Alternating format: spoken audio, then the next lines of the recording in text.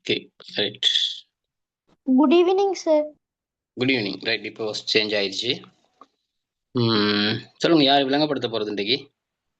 நான் லாஸ்டா சவிகிஷானுக்கு சொன்ன மாதிரி ஞாபகம் இருக்கு, இன்றைக்கு நீங்க தான் விளங்கப்படுத்தணும்னு சொல்லி. அப்படிதானே சவிகிஷான்? விளங்கப்படுத்துங்க சார். நான் போன கிளாஸ் வரல சார். வரலையா போன கிழமை?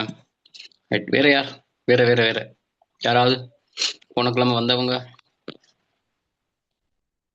காவிந்தன் இருந்தீங்க நீங்க தானே? கிஷோர் கான் இருந்த மாதிரி ஞாபகம் இருக்குது, இருந்தீங்க. சாஜிதா எல்லாம் இருந்தீங்க. ஜெய்னா எல்லாரும். யாருக்கும் குட் ஞாபகம் ஈவினிங். இல்லையா? Good evening. சாஜிதா சொல்லுங்க, என்ன விளங்கப்படுத்த போறீங்க? காணி தேசிய விவசாய விருத்தி செய்தல்ல காணி சட்டம் அல்லது தரிசு நில சட்டம் என்றால் என்ன, அது பத்தி சார். சொல்லுங்க. காணி சட்டம் அல்லது தரிசு நில சட்டம் என்றால் என்ன, இது எத்தனையாம் ஆண்டு எவ்வாளுநரால் அறிமுகமானது? 30 வருட காலம் தொடர்ச்சியாக தான் நிலவுரிமையை தாம் அனுபவித்து வந்தமையை நீதிமன்றத்தின் முன்னால் நிரூபிக்க முடியாத அனைத்து காணிகளையும் அரசுடைமை ஆக பெற்றமை ஆகும். இது 1840 ஆண்டு ஆளுநர் மெகன்சியால் கொண்டு வரப்பட்ட சட்டமாகும். ஆளுநர் ஹென்றி வாட் அவர்கள் 1855 ஆண்டில் மேற்கொண்ட நடவடிக்கைகள் யாது? நீர்ப்பாசன நடவடிக்கைகள் தொடர்பாக ஆராய்ந்து பார்ப்பதற்கு செயற்குழு ஒன்றை நியமித்தமை. ஆளுநர் ஹென்றி வாட் அவர்களால் புனர் நிர்மாணம் செய்யப்பட்ட கிழக்கு மாகாண குளங்கள் எவை? இறகாமம் குளம், அம்பாறை குளம். ஆளுநர் ஹென்றி வாட் அவர்களால் புனர் நிர்மாணம் செய்யப்பட்ட தென் மாகாணத்தில் உள்ள குளங்கள் எவை? கிரமகுளம், ஊர்பொக்க குளம். ஆளுநர் ஹங்குலர் ராபின்சன் அவர்களால் புனர் நிர்மாணம் செய்த குளம் யாது? திஸ்ஸு மகாராம குளம். ஆளுநர் வில்லியம் கிரகரி புனர் நிர்மாணம் செய்த குளங்கள் எவை? பசவக்குளம், திசாவாவி, மதவாச்சிய மகாவாவி, கலாவாவி. ஆளுநர் ஆதர் போட்டன் புனர் நிர்மாணித்தவை யாவை? வளவகங்கை,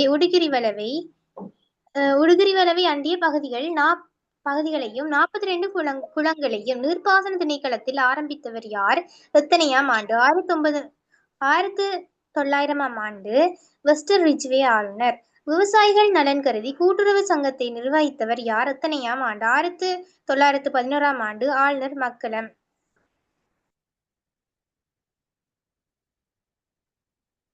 சரியா? ஓகேயா? ஓம் சார். ரைட். வேற யாரும் இருக்கிறீங்களா? லாஸ்டா படிச்சு சொல்லுங்க. லாஸ்ட் இல்ல சார், யூனிட் 2ல இருந்து கொஞ்சம் ஓகே. சரி. ஐடின் சொல்லுங்க. ஐடின். இரட்டையாட்சி என்றால் என்ன? கரையோரத்தில் பொருளாதார நடவடிக்கை ஆங்கில கிழக்கிந்திய கம்பெனியினாலும் அரசியல் நடவடிக்கை பிரித்தானிய அரசாங்கத்தாலும் மேற்கொள்ளப்பட்டது இரட்டையாட்சி எனப்படும். கரையோர பிரதேசங்கள் முடிக்குரிய குடியேற்ற நாடாகுதல் என்றால் என்ன? இரட்டையாட்சி தோல்வியுற்றமையால் வர்த்தக கம்பெனியானது பிரித்தானிய அரசின் கொண்டு வரப்பட்டது. பிரித்தானிய அரசின் தலைவர் மன்னரானபடியால் அரசின் குறியீடான முடியின் குழுப்பட்ட குடியேற்ற நாடாக பொருள்படுகின்றது.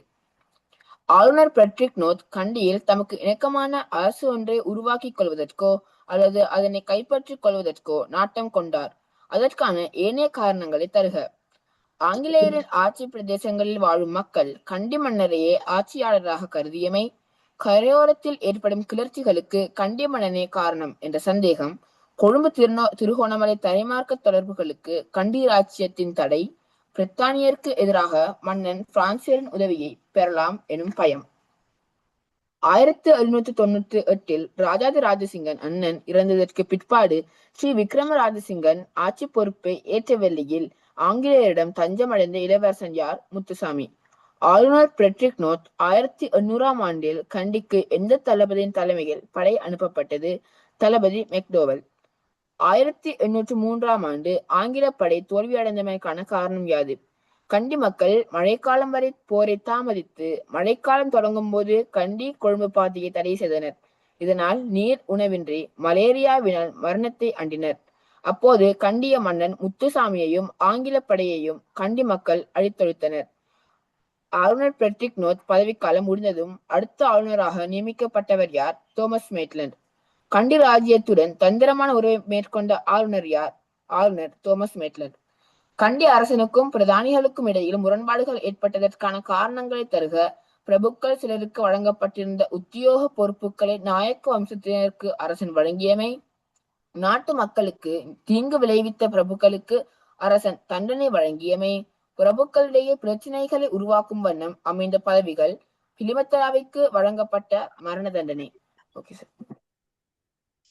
Okay, very good. கடைசியா நாங்க படிச்சது வேற யாரும் இருக்கிறீங்களா? சொல்றதுன்னா சொல்லுங்க, அப்படி இல்லைன்னா படிப்போம். நாங்க கடைசியா இந்து சமய மறுமலர்ச்சி படிச்சோம், ஞாபகம் இருக்கிறது. இஸ்லாம் சமய மறுமலர்ச்சி முடிச்சிட்டோம் தானே. இன்றைக்கு நாங்க இந்திய சுதந்திர போராட்டம் படிக்கணும். இந்த 3வது பாடத்துல ஏதாவது சந்தேகம் இருந்ததா? தேசிய சமய மறுமலர்ச்சிக்குள்ள ஏதாவது கேட்கணும் மாதிரி தோணுதா? சார் நான் கொஞ்சம் ரிவிஷன் செஞ்சுட்டே போவோம் சார். ஓ, எந்த பாடத்தை? இந்த பாடத்து தான் சார். போன கிளாஸ் சார் மழை பெய்யுதுன்னு லீவ் ஆயிட்டு போயிட்டேன் சார். உங்கள்ட்ட சொல்லிட்டு நீங்க ஒருக்கா அந்த பாடத்தை சின்ன ரிவிஷன் செஞ்சுட்டு இந்த 4வது பாடத்துக்கு போவோமே சார். Okay okay, right. சரி சரி சரி. போன கிழமை இந்த மின் தட்டுப்பாடுகள் நான் வர இல்ல, திரும்ப ரிவிஷன் பண்ணுங்க சார். ஓகே, ரைட்டா. சரி, மேலோட்டமா நாங்க பார்ப்போம் அந்த பாடத்தை. எடுத்துக்கொள்ளுங்க, புத்தகம் இருக்கு தானே. 3ஆம் பாடத்தை எடுங்க. 3வது பாடம் இன்றைக்கு ரிவிஷன் செய்வோம். எல்லாத்தையும் பார்த்துடலாம் நினைக்கிறேன். 3ஆம் பாடத்துல முழுதும். சரி, இந்த ஆரம்பத்தில் உள்ளது நான் சில நேரம் உங்களுக்கு ஞாபகம் இருக்கும். மழை இருக்கல, அந்த கவரேஜ் பிரச்சனை, அப்படி நிறைய சிக்கல்கள் இருந்தனால விடுபட்டு இருந்தது, கட்டாகி வந்துட்டு இருந்தது. அதோட மழை, இடி, மின்னல் தாக்கம் எல்லாம் பெரிய பிரச்சனையா இருந்துச்சு. இன்னைக்கு அந்த பிரச்சனை நமக்கு இல்லை தானே. இல்லாதனால இப்ப நாங்க என்ன செய்ய போறோம்னு சொன்னா, இந்திய தேசிய சமய இலங்கையின் சமய தேசிய மறுமலர்ச்சிய ஒரு ரிவிஷன். இதுல பிரித்தானியருடைய ஆட்சி காலம், குறிப்பாக இறுதி 3வது ஐரோப்பிய இனத்தவரான பிரித்தானியருடைய ஆட்சி காலத்துல தான் இந்த சமய தேசிய மறுமலர்ச்சி தோற்றம் பெற்றது. அதுக்கு முதல்ல இலங்கைக்கு 2 ஐரோப்பியர்கள் வந்திருந்தாங்க, போர்த்துகேயர், ஒல்லாந்தர். இப்ப இவங்க வந்த காலத்திலையும் சரி, இலங்கையில அவங்க எல்லாம் வருவதற்கு முதல் இலங்கையில இருந்தது பௌத்த சமயமும் இந்து சமயமும் இருந்தது. இஸ்லாம் கிறிஸ்தவ சமயங்கள் பற்றி அறியப்பட்டிருந்தது. ஏன்னா இஸ்லாம் சமய வர்த்தகம் இலங்கையில் வர்த்தகத்தில், அராபியர்கள் வர்த்தகத்தில் ஈடுபட்டனால இலங்கையில அந்த இஸ்லாம் கிறிஸ்தவ சமயம் பற்றியும் அறியப்பட்டிருந்தது, இஸ்லாம் சமயம் பற்றியும் அறியப்பட்டிருந்தது. பிரதான வரலாற்று காலத்துல கூட கொழும்பு உள்ளிட்ட பிரதேசங்கள்ல, கொழும்புல சிலுவை, நெஸ்டோரியர்களுக்கு சொந்தமான சிலுவை அடையாளம் கண்டுபிடிக்கப்பட்டிருந்தது. அதே மாதிரி அது இஸ்லாம் சமய வழிபாட்டு இடம் இருந்ததாக சொல்லப்பட்டிருக்கிறது. நிறைய விஷயங்கள் இருக்குது. ஏன்னா அராபியர்கள் இலங்கையை சிவப்பு தீவுன்னு அழைத்ததுக்கான ஆதாரம் எல்லாம் காணப்படுது. அப்ப இலங்கைக்கும் இந்த ஐரோப்பிய இனத்தவருக்கும் இடையில தொடர்புகள்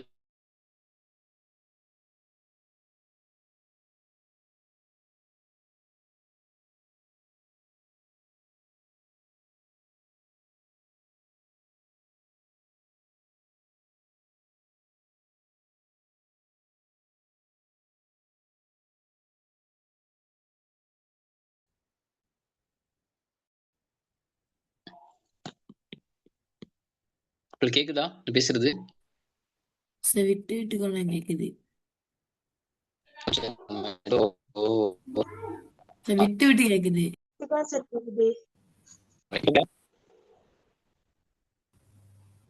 இப்போ ஓகேயா? இப்போ okay sir. Okay sir. Colon வந்தது, அப்படியே கட் ஆயிட்டு, அதுக்கு பிறகு அப்படி ஆயிடுச்சு.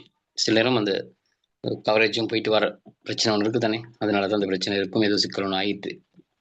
சரி, பரவாயில்ல. இப்ப ஐரோப்பியர்ல போர்த்துகேயர் முதலாவது வருகை தந்தாங்க. முதலாவது வருகை தந்த போர்த்துகேயர் வருகை தந்த ஆண்டு 1505ஆம் ஆண்டு. இது நான் அன்றைக்கு ஏற்கனவே முதலாவது கிளாஸ்லேயே சொல்லியிருந்தேன். அதுக்கு பிறகு ஒல்லாந்தர் வந்தாங்க. முழுமையாக கரையோர பிரதேசத்தை கைப்பற்றி கொண்ட ஆண்டு 1658ஆம் ஆண்டு. ஆனா 1600 2ஆம் ஆண்டு அவங்க கண்டி ராஜ்யத்துக்கு வந்தாங்க. தூது தொடர்புகளை வைத்துக் கொண்டார்கள். சரி, அப்படி நிறைய விஷயங்கள் இருந்தது தானே. அதுக்கு பிறகு அந்த ஒல்லாந்தரை விரட்டுவதற்காக 1796ஆம் ஆண்டு தான் ஆங்கிலேயர் வந்தாங்க.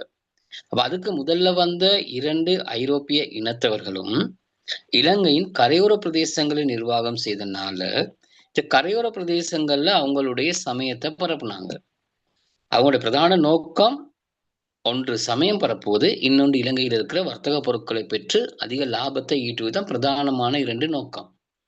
இந்த 2 நோக்கமும் அவங்க நிறைவேற்றி கொண்டார்கள். லாபமும் பெற்றார்கள், சமயமும் பரப்பப்பட்டது கரையோர பிரதேசங்கள்ல. காரணம், இந்த போர்த்துகேயர் ஒல்லாந்தர் இருக்கிற நேரம் கண்டி ராசதானி சுயாதீனமாக இயங்கிக் கொண்டிருந்தது. இந்த 2 பேராலையும் கண்டியை கைப்பற்ற முடியல. அதனால கரையோர பிரதேசங்கள்ல மட்டும் தங்களோட சமயத்தை பரப்பினார்கள். அவங்க தேவாலயங்கள் கட்டினாங்க. போர்த்துகேய கத்தோலிக்க சமயத்தையும் ஒல்லாந்து புரொட்டஸ்தாந்து மதத்தையும் பரப்புனாங்க. அவங்களூடாக பாடசாலை கல்வி வழங்கப்பட்டது, பாடசாலைகள் அமைக்கப்பட்டது, எல்லாமே இருந்தது. ஆனா கல்வி எல்லாருக்கும் அதுல கிடைக்கப்படல. பணம் படைத்தவர்கள் கல்வியை பெற்றுக்கொண்டார்கள். இப்படி இருக்கிற நேரம் இப்ப மதம் பெரிய அளவுல ஒரு மாற்றத்தை என்ன செய்யல, எதிர்நோக்கல. நிறைய பேர் மதம் மாற்றுறது எது ஏற்றுக்கொள்ளல. கொஞ்சம் பேர் இருந்தாங்க, பெரிய ஒரு பாதிப்பை உண்டு பண்ணல. ஆனா இந்த ஆங்கிலேயர் வந்ததுக்கு பிறகு 1796 வந்த ஆங்கிலேயர் 1815ஆம் ஆண்டு முழு நாட்டையும் கண்டியை கைப்பற்றியதோட முழு நாட்டையும் தண்ட கட்டுப்பாட்டுக்குள் கொண்டு வந்தார்கள். இவங்க முழு நாட்டையும் தண்ட கட்டுப்பாட்டுக்குள் கொண்டு வந்ததுக்கு பிறகு ஆரம்பத்துல கரையோர பிரதேசங்கள சமயத்தை தங்களுடைய சமயத்தை பரப்பியவர்கள் பிறகு என்ன பண்றாங்கன்னு சொல்ற நேரம் இவங்க கண்டியை கைப்பற்றதோட கண்டிக்குள்ளும் தங்களோட சமயத்தை பரப்ப ஆரம்பித்தார்கள். சரி, இப்ப கரையோர பிரதேசத்துல சமயத்தை பரப்பியவர்கள் இப்ப என்ன பண்றாங்க, கண்டி உட்பட முழு தங்களோட சமயத்தை பரப்ப ஆரம்பிக்கிறாங்க. அப்ப ஏனைய 2 ஐரோப்பியர்களை விட, போர்த்துகேயர் ஒல்லாந்தரை விடவும் இவர்களுடைய சமயம் பரப்பும் செயற்பாடு மிகவும் வேகமாக இருந்தது. சரியா, பல்வேறு நுட்ப முறைகளை இவங்க பின்பற்றினாங்க. என்ன நுட்ப முறை? கல்வி பயன்படுத்தினாங்க, ஊடகமாக சொற்பொழிவு செஞ்சாங்க, சமூக சேவை செஞ்சாங்க, எழுத்தூடகங்களை பயன்படுத்தினாங்க. இப்படி எல்லா விஷயத்திலையும் என்ன செஞ்சாங்க, அவங்க சமயத்தை பரப்ப ஆரம்பிச்சாங்க. தங்களுடைய கிறிஸ்தவ சமயம், அவங்களுடைய ஆங்கிலேயருடைய சமயத்துக்கு சொல்றது அங்கிலிக்கன் கிறிஸ்தவம்னு சொல்றது, அங்கிலிக்கன்னு சொல்லப்படுகின்றது. அப்ப இவங்க இப்படி சமயத்தை பரப்புற நேரம் இப்ப நீங்க யோசிக்கலாம், இவங்க மிஷனரிகள் ஊடாகத்தான் இலங்கைக்கு வந்தாங்க. சரியா, மிஷனரிகள்னு சொல்லப்பட்டது மிஷனரிகள் ஊடாகத்தான் வந்தாங்க. அப்படி வந்த மிஷனரிகள் 5 மிஷனரிகள் இருக்குது. அவங்களுக்கு படிப்பிச்ச ஞாபகம் இருக்கும். மிஷனரிகள் இருக்குதானே, இந்த மிஷனரிகள் ஊடாக இலங்கைக்கு வந்தாங்க. இந்த மிஷனரிகள் தங்களுக்குள்ள பிரதேசங்களை பகிர்ந்து கொண்டார்கள். மைக்கொன்னு ஒண்ணுல இருக்குது, ஆஃப் பண்ணிக்கொள்ளுங்க. பிரதேசங்களை பகிர்ந்து கொண்டு அவங்கவுங்க பிரதேசங்கள்ல போயிட்டு தங்களோட சமயத்தை பரப்புனாங்க. சமயத்தை பரப்பும் போது இவங்கள் வந்தவர்கள் ஆங்கிலேயர்கள். அப்ப இலங்கையில அவங்க சமயத்தை பரப்பணுமாக இருந்தால் அவர்களுக்கு இலங்கையில் இருக்கிற சிங்கள மொழியும் தெரிஞ்சிருக்கணும், தமிழ் மொழியும் தெரிந்திருக்கணும். அப்ப அங்கிருந்து வந்த அந்த பாதிரிமார்கள், மிஷனரி ஊடாக வந்த பாதிரிமார்கள், சரி, வந்த பாதிரிமார்கள் என்ன செய்யறாங்கன்னு சொன்னா, சிங்களத்தையும் தமிழையும் நன்றாக கற்றுக்கொள்றாங்க. யார்கிட்ட கற்றுக்கொள்றாங்கன்னு சொன்னா, பிக்குமார்ட்ட போயிட்டு சிங்களத்தை கற்றுக்கொள்கிறார்கள். தமிழ் தெரிந்த தமிழர்கள், தமிழ் படித்தவர்களிடம் போயிட்டு தமிழை கற்றுக்கொள்கிறார்கள். நன்றாக படிச்சாங்க. அவங்களால எவ்வளவு முழுமையாக அவர்களால மொழிபெயர்ப்பு செய்யக்கூடிய வகையில், ஆங்கிலத்தில் இருக்கின்ற புத்தகங்களை மொழிபெயர்ப்பு செய்யக்கூடிய வகையில் அவங்க என்ன செஞ்சாங்க, படிச்சாங்க. அப்படின்னா ஆங்கிலத்தில் உள்ள புத்தகத்தை சிங்களத்துல மொழிபெயர்க்கிறாங்க, தமிழ்ல மொழிபெயர்க்கிறாங்க. அந்த அளவுக்கு அவங்க படிச்சாங்க. நன்றாக அவர்கள் தேர்ச்சி பெற்றதுக்கு பிறகு என்ன பண்றாங்க, சரி, நன்றாக அவங்க தேர்ச்சி பெற்றதுக்கு பிறகுதான் என்ன செய்ய போறாங்கன்னு சொன்னா, அந்த பௌத்த மக்கள் கூடுகின்ற இடங்கள், அதாவது விகாரைகளுக்கு முன்னாலும் பொதுவாக மக்கள் கூடுகின்ற இடங்களுக்கு முன்னாலும் போயிட்டு பௌத்த சமயத்தையும் இந்து சமயத்தையும் விமர்சிக்கிறாங்க. அதில் உள்ள குறைகளை சுட்டி காட்டுறாங்க. தங்களுடைய மதத்தின் பெருமைகளை பேசுறாங்க. இப்படி பேசுற நேரம் இந்த மக்கள் அதிகமாக என்ன செய்யறாங்க, மதம் மாறுறாங்க. தங்களுடைய பரம்பரையாக அனுபவித்து வந்த மதத்தை விட்டுட்டு இந்த கிறிஸ்தவ சமயத்தை பின்பற்றி கொள்றாங்க.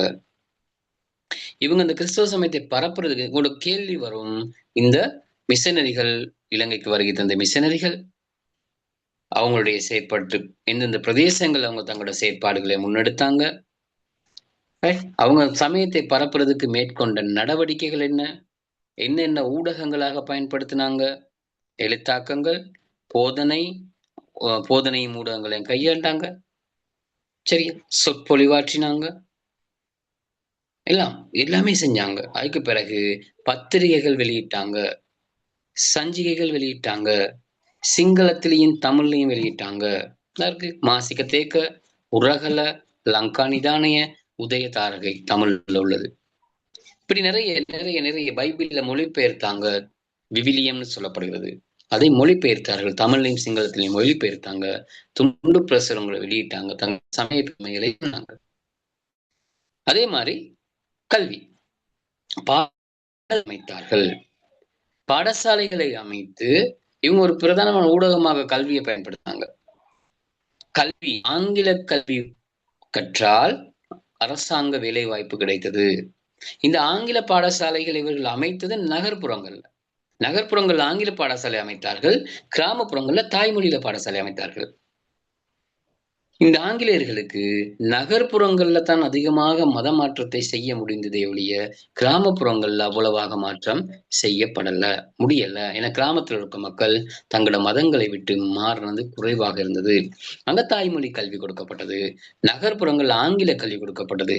ஆங்கில கல்வியின் முக்கியத்துவம் யாருக்கு தெரியும்? நகரத்தில் உள்ளவங்களுக்கு தெரியும். ஆங்கிலம் படித்தால் விஷானியா பேருன்னு வருது, ஸ்கிரீன்ல போய் கோடு போடக்கூடாது, சொல்றது மட்டும் கேட்கணும். சரி, அப்ப என்ன பண்றாங்க இவர்கள்? நகரத்தில் உள்ளவர்கள் தங்களுடைய சொத்துக்கள் இருக்கிறவங்க தங்களோட பிள்ளைகளை ஆங்கில பாடசாலைகள்ல படிக்க வைக்கிறாங்க. அதுக்கு பணம் கட்ட வேண்டியிருந்தது, செலவு செய்ய வேண்டியிருந்தது. அப்ப பிரபுத்துவ குடும்பங்கள், செல்வந்த குடும்பங்கள் தங்களோட பிள்ளைகளை என்ன செய்யறாங்க? பாடசாலை சேர்க்கிறாங்க. தங்களுடைய பிள்ளைகளோட பேரை மாத்துறாங்க. சரி, பேர் மாத்துறாங்க, மதம் மாத்துறாங்க, மாத்தி படிக்கிறாங்க. இப்படி என்ன செய்தது? இந்த மத மாற்றம் வேகமாக நடந்து கொண்டிருந்தது. இப்படி போற சந்தர்ப்பத்துல தான் பௌத்த, இந்து, இஸ்லாமிய தலைவர்கள்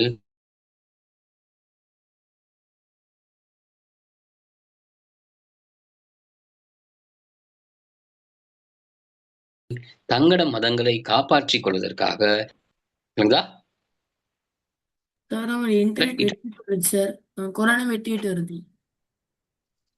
இப்ப ஓகேயா? இப்ப ஓகே தானே? இப்போ ஓகே சார். நீங்க விளங்குபடுத்த விட்டுட்டு வந்துச்சு. அது சில நேரம் வந்து கொஞ்சம் அந்த கவரேஜ் போயிட்டு வருது பிள்ளைல. அது என்னன்னு தெரியல. ஆனா இருந்ததுக்கு வளமை இப்போ ஒரு மாதம் 2 மாதமாக இருந்த பிரச்சனைக்கு இன்னைக்கு ஓகே தீர்வு இருக்கு. கொஞ்சம் பரவாயில்ல மாதிரி தெரியுது. இல்லாட்டி அடிக்கடி கட் ஆகும், வீடியோ ஒன் பண்ண இயலாது, தூக்கிட்டு இந்த பக்கமே ரவுண்ட் போகணும், அப்படித்தான் இருந்தது.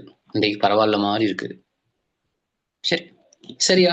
இதுதான் முதலாவது கட்டம். இந்த கிறிஸ்தவ சமயத்தவர்கள், அதாவது ஆங்கிலேயர்கள் தங்களுடைய சமயத்தை பரப்புவதற்கு மேற்கொண்ட முயற்சிகளோட நடவடிக்கைகள் கேள்வி கேட்பாங்க. சரியா? மிஷனரி, அதாவது ஆங்கிலேயர்கள் அது மிஷனரிகள் தங்களோட மதத்தை இலங்கையில பரப்புறதுக்கு மேற்கொண்ட முயற்சிகள். அப்ப நீங்க சொல்ல போறீங்க என்னது? எழுத்து ஊடகங்களை பயன்படுத்தினாங்க, கல்வியை பயன்படுத்தினாங்க, சமூக சேவை செஞ்சாங்க, சொற்பொழிவாற்றினாங்க.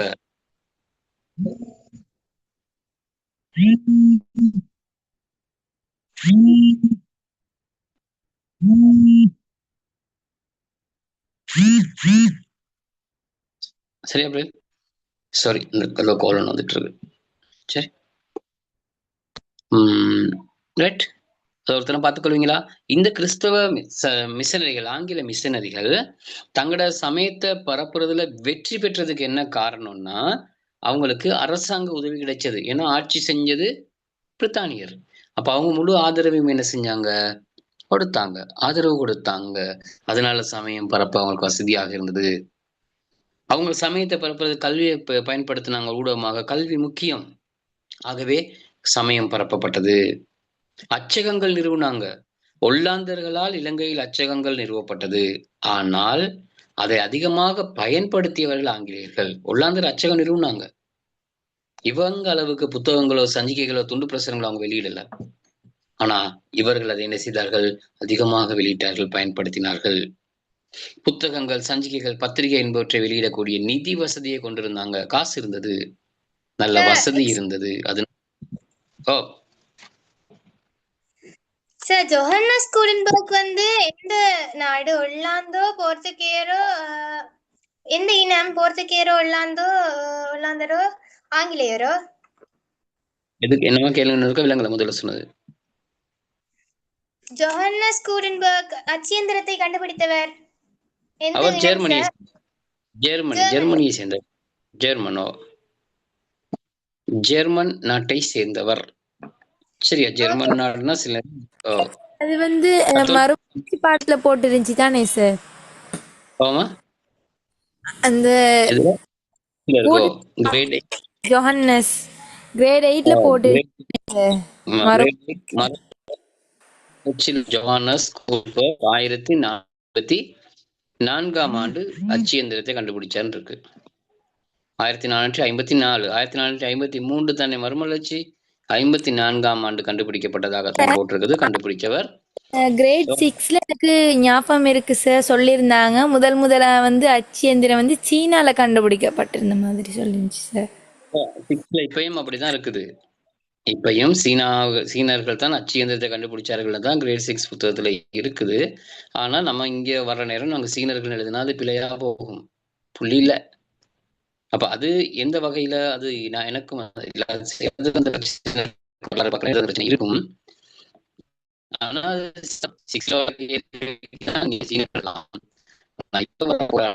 ஒவ்வொரு ஓலவலையும் கண்டுபிடிச்சவர் யாருன்னு கேட்டால் ஜெர்மனியை சேர்ந்த ஜொஹன்னஸ் கூட்டன்பர்க். அதை மட்டும் மனதில் வச்சுக்கிட்டோம்னா போதும். சரியா? டிலக்ஷினி. நோ சார், ஃபராகிதேன். இல்ல நான் டிலக்ஷினி ஏதோ மைக் கவுண்ட் பண்ணாங்க தான் சொன்னேன். டிலக்ஷினி பேர் வந்தது. சரி, ரைட். அப்படி சந்தேகம் கேளுங்க, சந்தேகம் கேட்கறது தான் சரி. சரி பாருங்க, அவங்க 6ல உள்ள ஞாபகம் வச்சிருக்காங்க, 8ல உள்ள ஞாபகம் வச்சு எல்லாத்துக்கும் இருக்கணும் எங்கெங்க படிச்சோம்னு சொல்லி. இப்போ ஓலெவல் எக்ஸாம்ன்ற நேரங்களில் ஓலெவல் எக்ஸாம்ல நாங்க எங்கேயோ ஒரு இடத்துல படிச்சு அவ்வளோ பேப்பரும் வரப்போகுது. தரம் 6ல படிக்கிற முதலாவது வரலாறு என்றால் அறிமுகம் தரம் 10ல முதலாவது பாடத்துல இருக்குதானே. 2வது பாடம் அங்க படிக்கிற ஆதிமனிதன் படிக்கிற விஷயம் தான் நீங்க 2வது பாடமாக தரம் 10ல வரப்போகுது. குடியேற்றங்கள் அப்படியே வரப்போகுது. நவீன காலம், பழைய கற்காலம், இடைக்கற்காலம் படிச்சதுதான் இங்கே அதே மாறி வருகிறது. அங்க படிச்ச விஷயம் அப்படியே ஒவ்வொன்று வந்துட்டு இருக்கோம். அதே மாதிரி கிரேட் 7ல படிக்கிற பாடங்கள் வருது. ராசராட்டை நாகரிகம் வருது, இருக்குதானே. தென்மேற்கு நோக்கி இடப்பெயர்வு தரம் 10ல வருது. முதலாம் பாடம் இருக்குது. சேனை பயிற்சிகளை படிக்கிறது இங்க இருக்குது. நெற்பயிற்சியை படிக்கிறது இருக்குது. எல்லாமே இருக்குது. அங்க படிக்கிற விஷயங்கள் தரம் 10லயும் தரம் 11லயும் இருக்குது. தரம் 8ல படிச்சது அப்படியே தரம் 10ல இருக்குதா? கண்டிராட்சியம் இருக்கு, மறுமலர்ச்சி இருக்குது, கட்டாயம் இருக்குது, நீர் முகாமைத்துவம் அங்க இருக்குது, குளங்கள் அமைப்பு முறை இருக்குது, இங்கேயும் தரம் 10ல இருக்குது. தரம் 9ல படிக்கிற விஷயம் அப்படியே தரம் 11ல இருக்குது. முதலாம் பாடம் தவிர. முதலாம் பாடம் ஒல்லாந்தருடைய வருகை தரம் 10க்குள்ள வந்துருது. 2ஆம் பாடம் கிரேட் 9ல படிக்கிற பிரித்தானியோட இலங்கை வருகை இருக்குதானே, அது தரம் 11ல 2ஆம் பாடம் இருக்குது. இப்ப நாங்க படிக்கிற தேசிய மறுமலர்ச்சி தரம் 11ல 3வது பாடம் அப்படியே இருக்குது. இந்திய மறுமலர்ச்சி மட்டும், இந்திய தேசிய சங்கம் மட்டும்தான், அது மட்டும்தான் இல்ல. இந்திய சுதந்திர போராட்டம் மட்டும்தான் ஓ லெவல்ல இல்ல. முன்ன இருந்தது, இப்ப இல்ல, அது சிலபஸ்ல இல்ல ஓ லெவல்ல. மற்றபடி அதுக்கு பிறகு வர்ற அத்தனை பாடங்களும் ஓ லெவல்ல இருக்குது.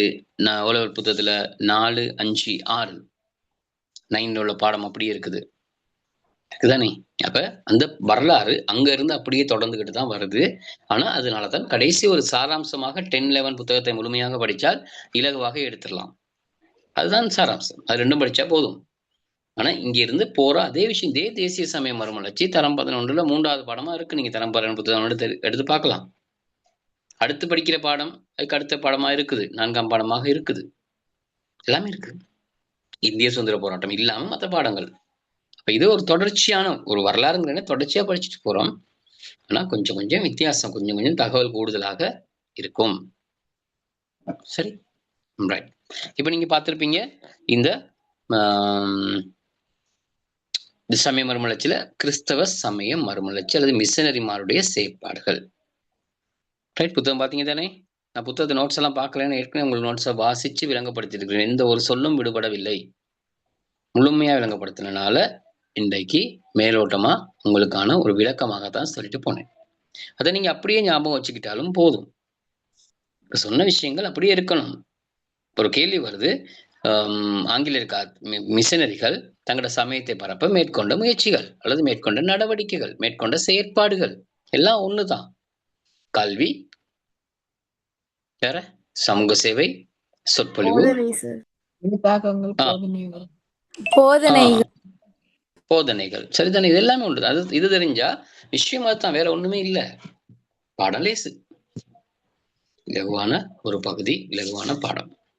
இப்ப இந்த மிஷனரிகள் இப்படி செஞ்சுக்கிட்டு போற நேரம் இலங்கையில இருக்கிற பெரும்பாலானவர், நான் சொன்னேன் நகர்ப்புறத்துல வாழ்ற அதிகமானவர்கள், கிராமப்புறத்துல வாழ்ற ஒரு சிலர், குறிப்பிட்ட சிலர் தங்களோட மதங்களை, பரம்பரையான மதங்களை கைவிற்று சின்னபாத்த கிறிஸ்தவ சமயத்தை பின்பற்றி கொள்வதை கண்ட அவதானித்த சமய தலைவர்கள் தங்களுடைய மதங்கள் இப்படி பார்வை கவனியாது விடப்பட்டால் எல்லாருமே மதம் மாறுவாங்க அப்படிங்கிற நிலையில தான் இந்த பிக்குமார்கள் தங்களோட மதத்தை பாதுகாப்பதற்காக பல்வேறு முயற்சிகளை மேற்கொள்றாங்க.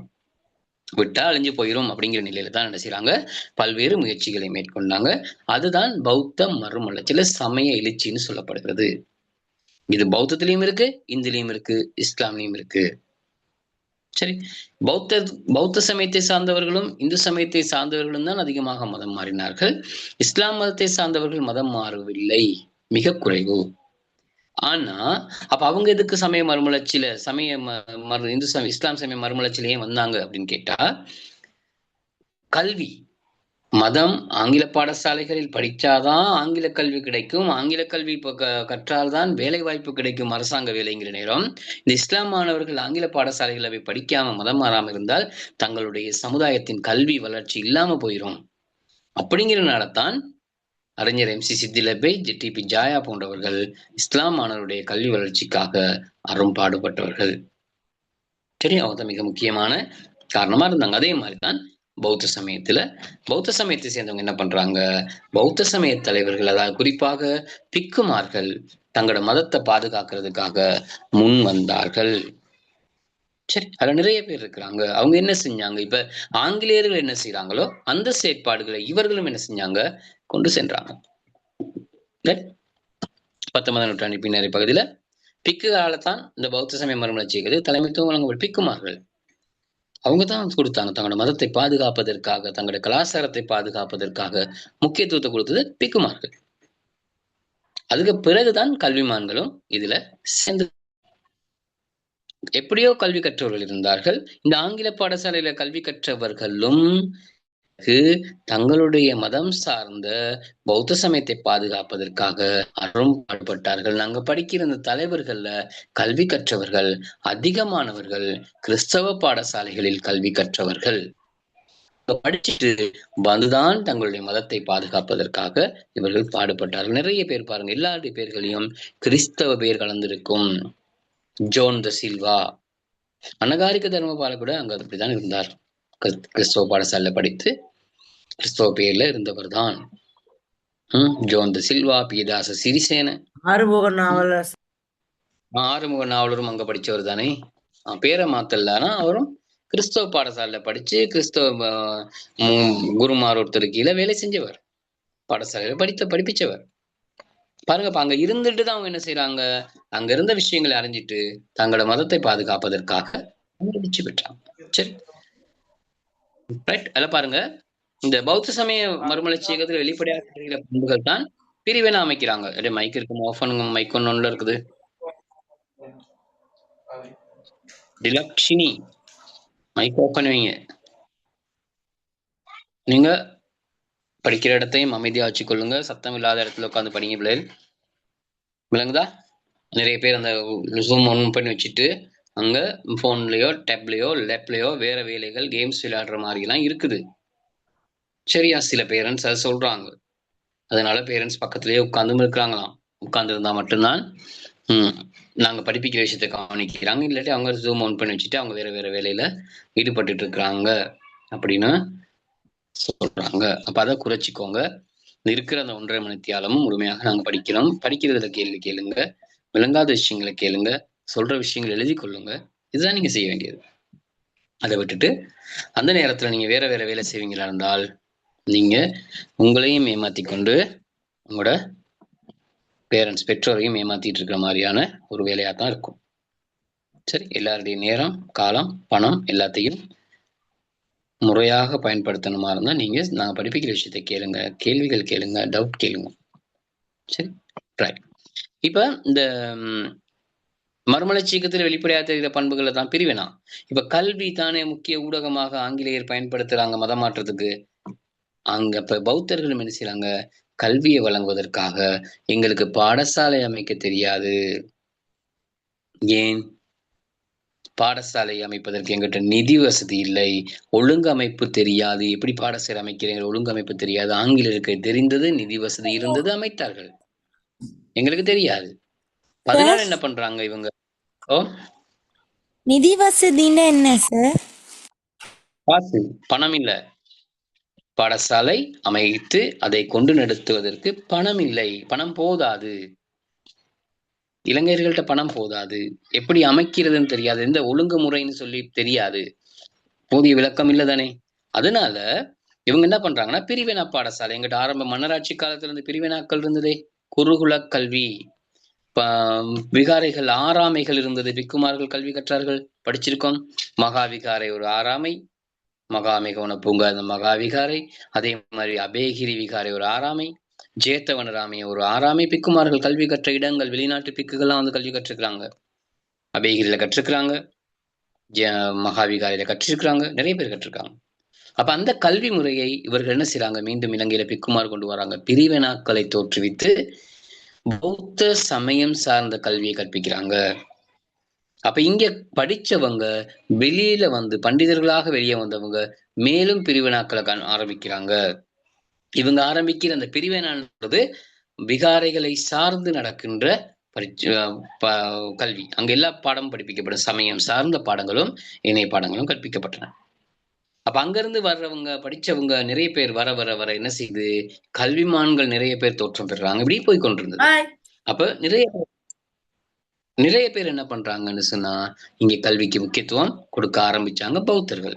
இப்ப கல்விக்கு முக்கியத்துவம் கொடுக்க ஆரம்பிச்சதுக்கு பிறகு இந்த மதமாற்றம் கொஞ்சம் கொஞ்சமாக என்ன செய்தது, குறைய ஆரம்பிச்சது. ஆனா பெரும்பாலும் அது குறையல. ஏன்னா இங்க பௌத்த கல்வி தானே, பிக்குமார்கள் கல்வி கற்கிறாங்க பிரிவினாக்கள் மூலம். அடுத்தது அச்சகங்களை அமைக்கிறாங்க இவங்களும். இப்ப அவர்கள் அச்சகம் அமைத்து துண்டு பிரசுரம் வெளியிடுறாங்க, பைபிள்ல மொழிபெயர்த்தாங்க, பத்திரிகை வெளியிடுறாங்க, சஞ்சிகை வெளியிடுறாங்க, எல்லாம் படிக்கிறாங்களே. அப்ப இவர்களும் பௌத்தர்களும் என்ன செஞ்சாங்க, அச்சகம் நிறுவனாங்க. சரி, லங்கோபகார அப்படின்ற அச்சகம் முதலாக காலியில் அமைக்கப்பட்டது. சுமணதீச தேரர் உலகம் இல்லையா, அவரால் தான் முதலாக என்ன செய்யற, நிதி திரட்டினார். செல்வம் திரட்டலாம் காசு வாங்கி, பத்தாவதுக்கு சிஎம் நாட்டுல இருந்து காசு வாங்கி, சிஎம் நாடுன்னு சொல்றது தாய்லாந்து, அங்கிருந்து நிதி திரட்டி லங்கோபகாரன் சொல்ற அச்சகத்தை நிறுவி சஞ்சிகைகளை பத்திரிகைகளை அச்சிட்டு கொடுத்தாங்க. சரஸ்வதி சந்திரச இல்லையா, சிங்கள ஜாத்திய, சிங்கள பௌத்தியா, இதுல அந்த மாதிரி பத்திரிகைகளை வெளியிட்டு மக்களுக்கு தெளிவூட்டினாங்க. தங்களுடைய மதம், தங்களுடைய கலாச்சாரத்தை மக்களுக்கு தெளிவுபடுத்தினாங்க. இதன் போது மதம் மாறுவது கொஞ்சம் கொஞ்சமாக என்ன செய்யப்பட்டது, குறைக்கப்பட்டது. விவாதங்கள் மேற்கொண்டாங்க. இது நீங்க படிச்சிருப்பீங்க. 5 விவாதங்கள் இருந்தது. 5 விவாதம் சொல்றது பஞ்ச மகா விவாதங்கள். 5 விவாதம் இருந்தது, 5 இடங்கள் நடந்தது. மிகட்டுவத்த குணானந்த தேரர் தலைமை தாங்கினார். அதுல பாணதுரை விவாதம் மிக முக்கியமானது. 1873ஆம் ஆண்டு மிகட்டுவத்த குணானந்த தேரர் தலைமையில ஆரம்பிக்கப்பட்ட பாணதுரை விவாதம். அதில் பௌத்த சமயத்தை விவாதம் சொல்ற நேரம் கிறிஸ்தவ சமய தலைவர்களும் பௌத்த சமய தலைவர்களும் ஒரே மேடையில் நேருக்கு நேர் அமர்ந்து விவாதிப்பது. தங்களுடைய சமய பெருமைகளை பேசுறாங்க. பௌத்தர்கள் தங்கட சமய பெருமையை பேசுறாங்க, கிறிஸ்தவர்கள் தங்கட சமய பெருமை பேசுறாங்க. இதுல வெற்றி பெற்றது பௌத்த சமயம். வெற்றி பெற்றார்கள். பௌத்த சமயம் வெற்றி பெற்றது. பத்திரிகைகள் வந்தது. இப்படி வந்த ஒரு சஞ்சிகையை வாசித்தவர் தான் அமெரிக்கரான Henry Steel Olcott. Henry Steel Olcott அப்படின்னு சொல்றவர் அமெரிக்காவில் இருந்தவர், ஒரு இராணுவ கட்டுப்பாடுல இருந்தவர், இராணுவ கேப்டன் ஒருத்தர். அவர் அங்கு பிரம்மஞான சங்கம் அங்கு ஒரு அமைப்பை அமைத்து அதனூடாக சமய சேவையில் ஈடுபட்டவர்.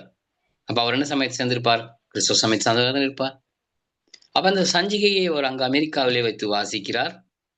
வாசிக்கிற நேரம் அமெரிக்காவுக்கு எப்படி போயிருக்குன்னு நீங்க யோசிக்கலாம் தானே. பிரித்தானியர் அமெரிக்காவினுடைய குடியேற்றங்களை அமைத்தவர்கள் பிரித்தானியர்கள். அப்ப இங்கிருந்து அந்த பிரித்தானியர் மூலமாக சஞ்சிகைகள் போயிருக்கும். வாசித்துட்டு பௌத்த சமயம் பற்றிய உண்மைகளை தெரிந்து கொண்டு கடிதம் மூலம் மிகேற்றத்த குருவானந்த தேரர் போன்ற தலைவர்களோடு பிக்குகளோடு தொடர்பு கொண்டு மீண்டும் அங்கிருந்து இலங்கைக்கு வருகை தந்து அவர் மட்டும் வரல, பிளவெட்ஸ்கி அம்மையார் சார் எங்க மேடம் சொன்னாங்க சார், அதாவது இந்த அமெரிக்காலாம் சார் முந்தைய காலத்துல பிரித்தானியர் வசம் இருந்த ஒரு நாடு. அது வந்து இந்த இந்த 2ஆம் உலக போர் அந்த காலத்துல தான் அது விடுதலையாகி வந்துச்சுன்னு சொன்னாங்களே சார். அப்ப அமெரிக்கா அப்ப ஒரு பெரிய நாடாவா சார் இருந்துச்சு?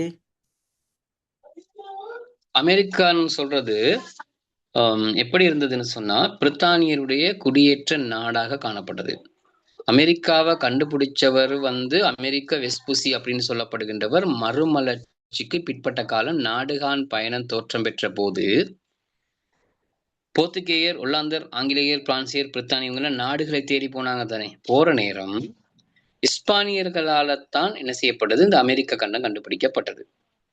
அப்ப அமெரிக்கா வெஸ்புசி கொலம்பஸ் போனாரு, பகாமஸ் தீவுங்கிற தீவுல இறங்கினாரு. அங்கிருந்து வெஸ்ட் இந்திய செவ்விந்தியர்களை கண்டுபிடிச்சாரு. முதல்ல அவர் இந்தியான்னு சொன்னாரு, பிறகு இல்ல இந்தியர்கள் அல்ல செவ்விந்தியர்கள் சொல்லப்பட்டது. பிறகு அதே பாதையில் போன அமெரிக்கா வெஸ்புசி அப்படின்னு சொல்றவர் தான் அமெரிக்கா கண்டத்தை கண்டுபிடித்தார். பெரிய ஒரு கண்டம் இருந்தது, அங்க அவர் தான் போனார். அமெரிக்கா வெஸ்புசி, அந்த அமெரிக்காங்கிறது அவருடைய பெயர். பிற்பட்ட காலத்துல கண்டுபிடிக்கப்பட்ட அந்த பெரிய கண்டத்திற்கு அமெரிக்கா என்ற பெயர் வைக்கப்பட்டது. இவருடைய பெயர் அந்த கண்டத்துக்கு வைக்கப்பட்டது. இவர் தான் முதல் அங்க காலடி எடுத்து வைத்தாருங்கிறனால பெயர் வைக்கப்பட்டது. இப்ப பிரித்தானி அவர் கண்டுபிடிச்சதுக்கு பிறகு ஐரோப்பாவில மறுமலர்ச்சி இடம்பெற்ற போது சமய பிரச்சனைகள்லாம் இருக்கிற நேரம் இப்ப ஒரு புதிய ஒரு கண்டம் கண்டுபிடிச்சிட்டாங்கன்ற தகவல் வந்ததோட இந்த ஐரோப்பாவில் இருக்கிறவர்கள் அமெரிக்கா அந்த கண்டத்தை நோக்கி பயணித்தாங்க. ஏன்? அது ஒரு பெரிய கண்டம், நிறைய வளங்கள் இருக்கிறது. இப்ப ஐரோப்பால பிரச்சனை, மதம் சார்ந்த பிரச்சனை இருக்கிறது. ஏன்னா கத்தோலிக்க சமயம் 2ஆக பிளவுபட்டது, புரொட்டஸ்தாந்து கத்தோலிக்கம் சொல்லி பிளவுபட்டது. அப்ப தங்களுடைய சமய சுதந்திரத்தை அங்க நிலைநாட்டுவதற்காக என்ன பண்றாங்க, இங்க இருந்து போனாங்க அமெரிக்கா, அந்த கண்டத்துக்கு போயிட்டு குடியேறினாங்க. அப்படி எல்லாம் பிரித்தானியர் குடியேறினாங்க, ஒல்லாந்தர், போர்த்துகேயர், இஸ்பானியர், பிரான்சியர் எல்லாமே குடியேறினாங்க. தங்களோட பிரதேசங்களை பிரித்து கொண்டு அங்கங்க குடியேற்றங்களை அமைத்தாங்க. அதுல இந்த 13 குடியேற்றங்கள் ஒரே பகுதியில் அந்த வடக்கு நோக்கி அந்த ஒரு பிரதேசத்துல 13 குடியேற்றங்களை அமைத்தவர்கள் பிரித்தானியர்கள். அந்த 13 குடியேற்றங்களும் 13 குடியேற்றங்கள் 13 நாடுகளா? 13 குடியேற்றங்கள். சரி, 13 குடியேற்றங்கள். அந்த குடியேற்றத்தை அமைச்சது யாருன்னா பிரித்தானியாவில் இருந்த செல்வந்தர்கள். தனியாகவோ குழுவாகவோ அப்படி என்ன செய்யறாங்க, பிரித்தானிய அரசினுடைய அனுமதியோட அங்கவே 13 குடியேற்றங்களை தான் அமைச்சாங்க. அந்த 13 குடியேற்றங்களும் தான் பிரித்தானியருக்கு எதிராக சுதந்திர போர் செய்து 1776ஆம் ஆண்டே அவங்க தங்களை என்ன செஞ்சாங்க, விடுவித்து கொண்டார்கள். போர் ஒன்று செஞ்சாங்க, சுதந்திர போர். கிரேட் 11ல 7வது பாடம் அதுதான். அமெரிக்க சுதந்திர போர் இருக்குது, புரட்சிகள்ல முதலாவது இருக்குது இதுதான். 1776லயே அவங்க தங்களை சுதந்திர நாடாக விடுவித்துக் கொண்டாங்க. ஆனா பிரித்தானியா அவர்கள் என்ன செய்யல, சுதந்திர நாடாக விடுவிக்கல.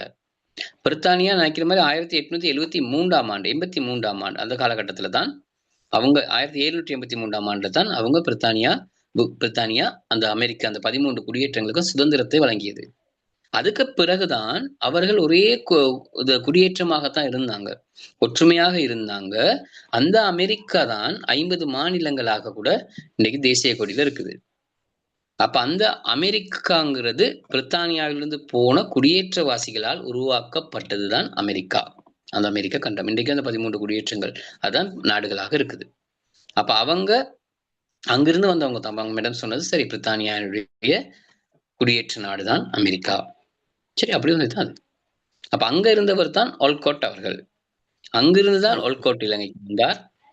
இலங்கையில சார் வந்து பௌத்தம். ஆமா, சார் சுலக்ஷன். அந்த அமெரிக்க வெஸ்பூசி வந்து கண்டுபிடிக்கிறதுக்கு முன்னாடி அங்க மனிதர்கள் வாழ்ந்துகிட்டு இருந்தாங்களா சார்?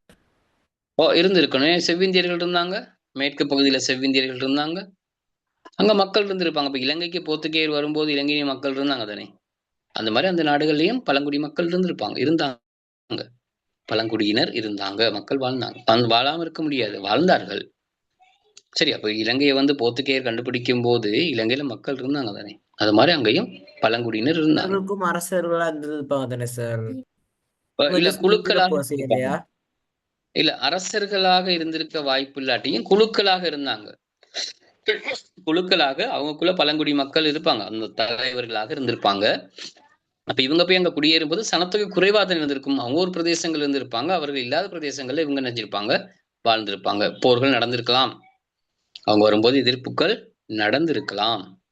ஏன்னா அமெரிக்க குடியேற்றங்கள் போய் அமைத்த போது பிரான்சியரும் செவ்விந்தியர்களும் அமெரிக்காவை என்ன செஞ்சாங்க? இந்த பிரித்தானிய குடியேற்றங்களுக்கு எதிராக போர் செஞ்சாங்க. அந்த நேரம் பிரித்தானியா தான் அமெரிக்க குடியேற்றங்களுக்கு உதவி செய்தது. இவங்க போர் செஞ்சாங்க. 7 வருடம் அந்த போர் நடந்தது. செவ்விந்தியர்களுக்கும் பிரான்சியருக்கும் இடையில சேர்ந்து பிரித்தானியோட 7 வருடம் போர் நடந்தது. 7 ஆண்டு போர்னு சொல்லப்படுது. அதனாலதான் பிரான்ஸ் தோல்வி அடைஞ்சது. சரி, 2ஆம் உலக யுத்தத்துக்கும் அதுக்கு 1ஆம் உலக யுத்தத்துக்கும் தாக்கத்தை ஒன்றை ஏற்படுத்தி தாக்கம் வர்றதுக்கு காரணமாக அமைந்தது. 1ஆம் உலக யுத்தத்துக்கெல்லாம் முதல்லயே இந்த விஷயங்கள் எல்லாமே நடந்தது. 1ஆம் உலக யுத்தம் வந்தது 1914ஆம் ஆண்டு, 1914. அப்ப இது நடக்கிறது 1700கள்ல, மிக முற்பட்ட காலத்துல. அப்ப உலக யுத்தத்துக்கும் அதுக்கும் இடையில மிக நீண்ட கால தூரம் உண்டு இருக்குது. சரி, அப்ப அமெரிக்கா வல்லரசு என்ற நிலையை அடைந்தது 1ஆம் உலக மகாயுத்த காலத்துல. அப்ப மேடம் அப்படி சொன்னது சரி. அமெரிக்கா என்ற நாடு வல்லரசாக தோற்றம் பெற்றது, ஒரு பலம் பொருந்திய நாடாக, செல்வந்த நாடாக தோற்றம் பெற்றது. வல்லரசுனா வல்லரசுனா அபிவிருத்தி அடைந்த நாடு, பணக்கார நாடு, பணக்கார நாடு, நல்ல செல்வம் கொளித்த நாடு. சரி, இன்னைக்கு அமெரிக்கா அப்படித்தானே இருக்குது. இப்ப நாங்க வந்து அபிவிருத்தி அடைந்து வரும் நாடு தானே, வளர்ந்து வரும் நாடு. அவை அபிவிருத்தி அடைந்த நாடுகள், வளர்ச்சி அடைந்த நாடுகள். அங்க எல்லாமே வசதி வாய்ப்பு கூடிய நாடுகளாக இருக்கு. அங்கேயும் கடன் இருக்கும், எல்லாருக்கும் பிரச்சனைகள் இருக்கும். ஆனா நாடு கல்வியிலையும் சரி, பொருளாதாரத்திலும் சரி, கைத்தொழில் எல்லாத்திலையுமே முன்னேற்றம் அடைஞ்சு காணப்படும். அதனாலதான் அந்த அபிவிருத்தி அடைஞ்ச நாடுன்னு சொல்லி சொல்லப்படுது. சரி சரி, ஓகே சார். ரைட்.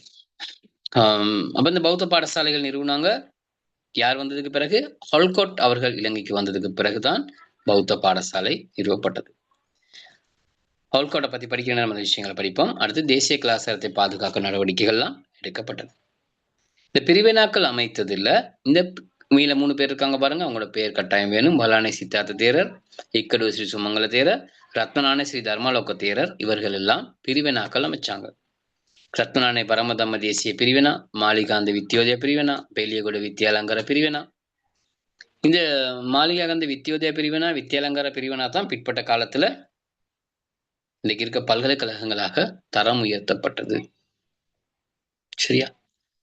இப்ப 1972கள்ல அந்த காலகட்டங்கள் நினைக்கிறேன், இவை பல்கலைக்கழகங்களாக தரம் உயர்த்தப்பட்டன. சரி, இந்த இருக்குது இக்கடு ஸ்ரீ சுமங்கல தேரர். இவர் ஆரம்பிச்சேதான் இக்கடு ஸ்ரீ சுமங்கல காலியில இக்கடுவை ஸ்ரீ பிறந்தவர். அவரை பத்தி கொஞ்சம் வச்சுங்க. சில நேரம் கிரேட் 9ல சிறு குறிப்பு எழுத வேண்டி கேள்வி வரலாம், டேர்ம் எக்ஸாம்ல இப்படி கேட்கப்படலாம். இக்கடு ஸ்ரீ சுமங்கல தேரங்கிற பேரை துறவு போன்றிருக்கிறாரு. இவர் யார்கிட்ட பலானை சித்தார்த்திடம் கற்றுக்கிறாரு. இப்படி சில விஷயங்கள் இருக்குது, அதை பார்க்கணும். சரி, ஒரு நோட்ஸ் பார்த்தேன். அச்சகங்கள் அமைச்சாங்க, அது முதல்ல சொன்னேன். ஸ்ரீ சுமணதீச தேரர் தான் ரொம்ப கஷ்டப்பட்டு கிறிஸ்தவர்கள் ஆங்கிலேயர்களுக்கு அச்சகம் இருக்குது, அதனால தான் அச்சு ஊடகங்கள்லாம் வெளியிடுறாங்க.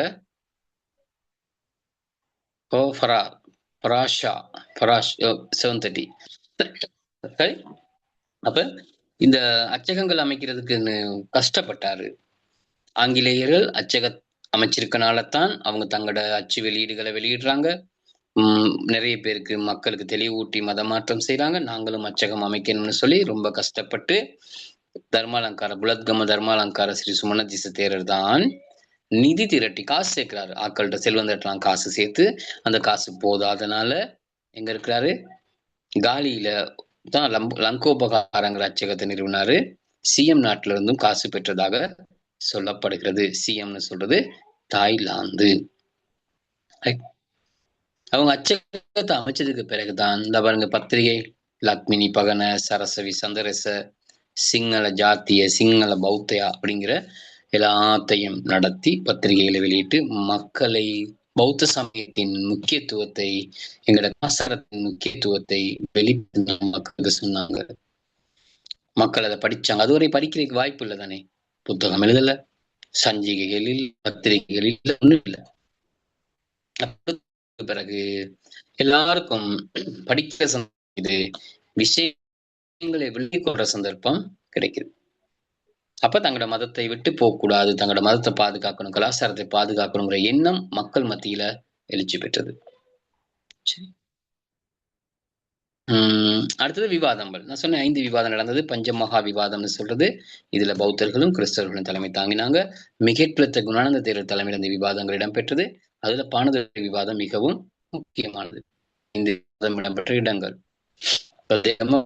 பானதுரை, வராகுட, கம்பளை, கடைசி இல்ல கம்பளையில முதல்ல இடம்பெற்றிருக்கு. கடைசி பானதுரை தானே. பானதுரை தான் கடைசியாக இடம்பெற்றிருக்கு. 1873 மிகற்ற குணானந்த தேரர் தலைமையில் இடம்பெற்றது. இந்த விவாதம் தான் ஹொல்கொட் அவர்கள் வருவதற்கு காரணமாக அமைந்தது. சரி. அந்த ஹொல்கொட் அவர்கள் இலங்கைக்கு வந்து பௌத்த சமயத்தை தழுவிக்கொண்டு அவர் வரும்போது பலவெட்ஸ்கி அம்மையார் என்பவரோடு இலங்கைக்கு வந்தார். அவர் அம்மையாரும் இலங்கைக்கு வந்தாங்க. அவங்க ரஷ்யாவை சேர்ந்தவங்களா இருக்கும், ஆனால் அமெரிக்காவில் இருந்தாங்க. அவங்க 2 பேரும் சேர்ந்துதான் அமெரிக்காவில்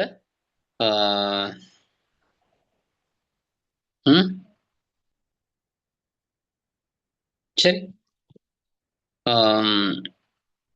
ரைட். அப்ப அதுல என்ன பண்ணாங்கன்னு சொன்னா பௌத்த பாடசாலைகளை நிறுவனத்துக்கு முக்கிய பங்களிப்பு செஞ்சாங்க. அப்ப இலங்கையில பாடசாலை அமைக்கிறதுக்கு தெரியாம தான் இருந்தது. அப்ப இவங்க என்ன செஞ்சாங்க? பாடசாலை அமைப்பதற்காக நிதி திரட்டினாங்க. யார் செஞ்சது? ஆல்கோட் பிரமஞான சங்கம்னு ஒண்ணு அமைச்சார். இந்த சங்கத்துல இல்லறத்தாரும் துறவரத்தாரும் ஆரம்பத்துல பிக்குமாரால் அமைக்கப்பட்ட சங்கத்துல துறவு பூண்டவர்கள் மட்டும், பிக்குமார் மட்டும்தான் இருந்தாங்க. இல்லறத்தாரால் இல்ல. இல்லறம் சொல்றது குடும்ப வாழ்க்கை வாழ்றாக்கள். ஆனா பிரமஞான சங்கத்தை அமைத்தவர் ஆல்கோட். இவர் இந்த பிரமஞான சங்கத்துல யார் இருந்தது? பிக்குமாரும் இருந்தாங்க, இல்லறத்தாரும் இருந்தாங்க. அதுக்கு பிறகு நிதியம் ஒன்று அமைச்சார். நிதியம்னா காசு திரட்டுறதுக்கான ஒரு அமைப்பை உருவாக்கினார். நாடு பூராக மக்கள் மத்தியில பயணம் போனார். பிக்குமாரோட சேர்ந்து சிங்கள தரடு ஒல்கொட்டும் போனார். போயிட்டு பாடசாலையினுடைய முக்கியத்துவத்தை விளங்கப்படுத்தினார், மக்களுக்கு விளங்கப்படுத்தினார். ஏன் பாடசாலை முக்கியம், ஏன் கல்வி முக்கியம் விளங்கப்படுத்தினார். அதனால நிறைய பேர் காசு கொடுத்தாங்க. அந்த பணத்தை கொண்டுதான் பாடசாலை அமைக்கப்பட்டது. அப்ப பாடசாலை அமைக்கிற முறை, ஒழுங்கமைப்பு ஒல்கொட் அவர்களுக்கு தெரிந்திருந்தது. அதனாலதான் இலங்கையில பாடசாலை. அப்ப இந்த பிரம்மஞான சங்கத்தினூடாகத்தான் இலங்கையில பாடசாலைகள் அமைக்கப்பட்டது. அமைக்கிறதுக்கு நிறைய பேர் பங்களிப்பு செஞ்சிருந்தாங்க. தான் இருக்காரு சுமங்கல தேரர், தர்மலாக்க தேரர், மிகட்ட குணானந்த தேரர், அனகாரிக்கு தர்மபால எல்லாம் இவங்கெல்லாம் சேர்ந்து அமைக்கப்பட்ட பாடசாலை தான் இந்த கொழும்பு ஆனந்தா வித்தியாலயம், காலி மஹிந்தா வித்தியாலயம், இன்றைக்கு இந்த கண்டி தர்மராஜா, நாவலப்பட்டி அனுருத்த, கொழும்பு மியூசியஸ், விசாகா அப்படிங்கிற நிறைய பாடசாலைகள் இருக்குது. இதெல்லாம் அந்த காலத்தில் அமைக்கப்பட்ட பாடசாலை. இவற்றினூடாக பௌத்த மாணவர்களுக்கு கல்வி வழங்கப்பட்டது, ஆங்கில கல்வி வழங்கப்பட்டது. இப்ப மதமாற்றம் என்ன செய்தது? குறைக்கப்பட்டது. ஏன்னா உங்களுக்கு தேவையான விஷயம் கிடைச்சிருச்சு, கல்வி கிடைச்சிருச்சு, எல்லாமே இருக்குது உங்களுக்கு. அப்ப மதமாற்றம் குறைக்கிறதுக்கான வேலைகளை இந்த பௌத்த சமய தலைவர்கள் மேற்கொண்டார்கள். சரி, நவல்கட்டை பத்தி சொன்னா இவர் தான் அது. பிரம்மஞான சங்கத்தை அமைத்தவர். இவருடைய நாடு அமெரிக்கா. கேட்பாங்க, அந்த நாடை கேட்பாங்க. சரி, இவர் செய்த பணிகள் நிறைய இருக்குது. பௌத்த பாடசாலைகளுக்கான நிதியம் ஒன்று ஏற்படுத்தியிருந்தாரு. ஞாயிறு பாடசாலை ஆரம்பிச்சார். இரு தாம்பாசல இன்றும் இருக்குது. இந்த காலத்துல ஆரம்பிக்கப்பட்டது. ஞாயிற்றுக்கிழமை சிங்கள மாணவர்கள் எங்க போறாங்க? பௌத்த மாணவர்கள் பாடசாலைக்கு இப்ப பன்சலைக்கு போறாங்க, தாம்பாசல போறாங்க, படிக்கிறாங்க. சமயம் சார்ந்த கல்வி, மற்ற கல்விகளையும் படிக்கிறாங்க. இன்றும் இருக்கு. பௌத்த அந்த விசாக மாணவர்களும் வர்றது தெரியும் சார். விலங்குல இந்து மாணவர்கள் கிறிஸ்தவ மாணவர்களும் போறது வர சார். ஓ, ஓ. அது இருக்கு. அதுவும் ஞாயிறு பாடசாலை தானே. சண்டே ஸ்கூல்னு போடுறாங்க, அறநெறின்னு போறாங்க. அதே மாதிரி மத்ரசா, இஸ்லாமியர்கள் மத்ரசா அமைக்கப்பட்டது இந்த சங்கத்தினூடாகத்தான். அகதியாவா? அகதியா ஓ சார். அகதியா மத்ரசாவும் அகதிகள். தானே. அகதியா, ரைட். மத்ரசாவும் இந்த இஸ்லாமிய சமய மறுமலர்ச்சியினூடாக அமைக்கப்பட்டதுதான். இன்றைக்கும் அது இருக்குது. அகதியா, அதுவும் இருக்குது.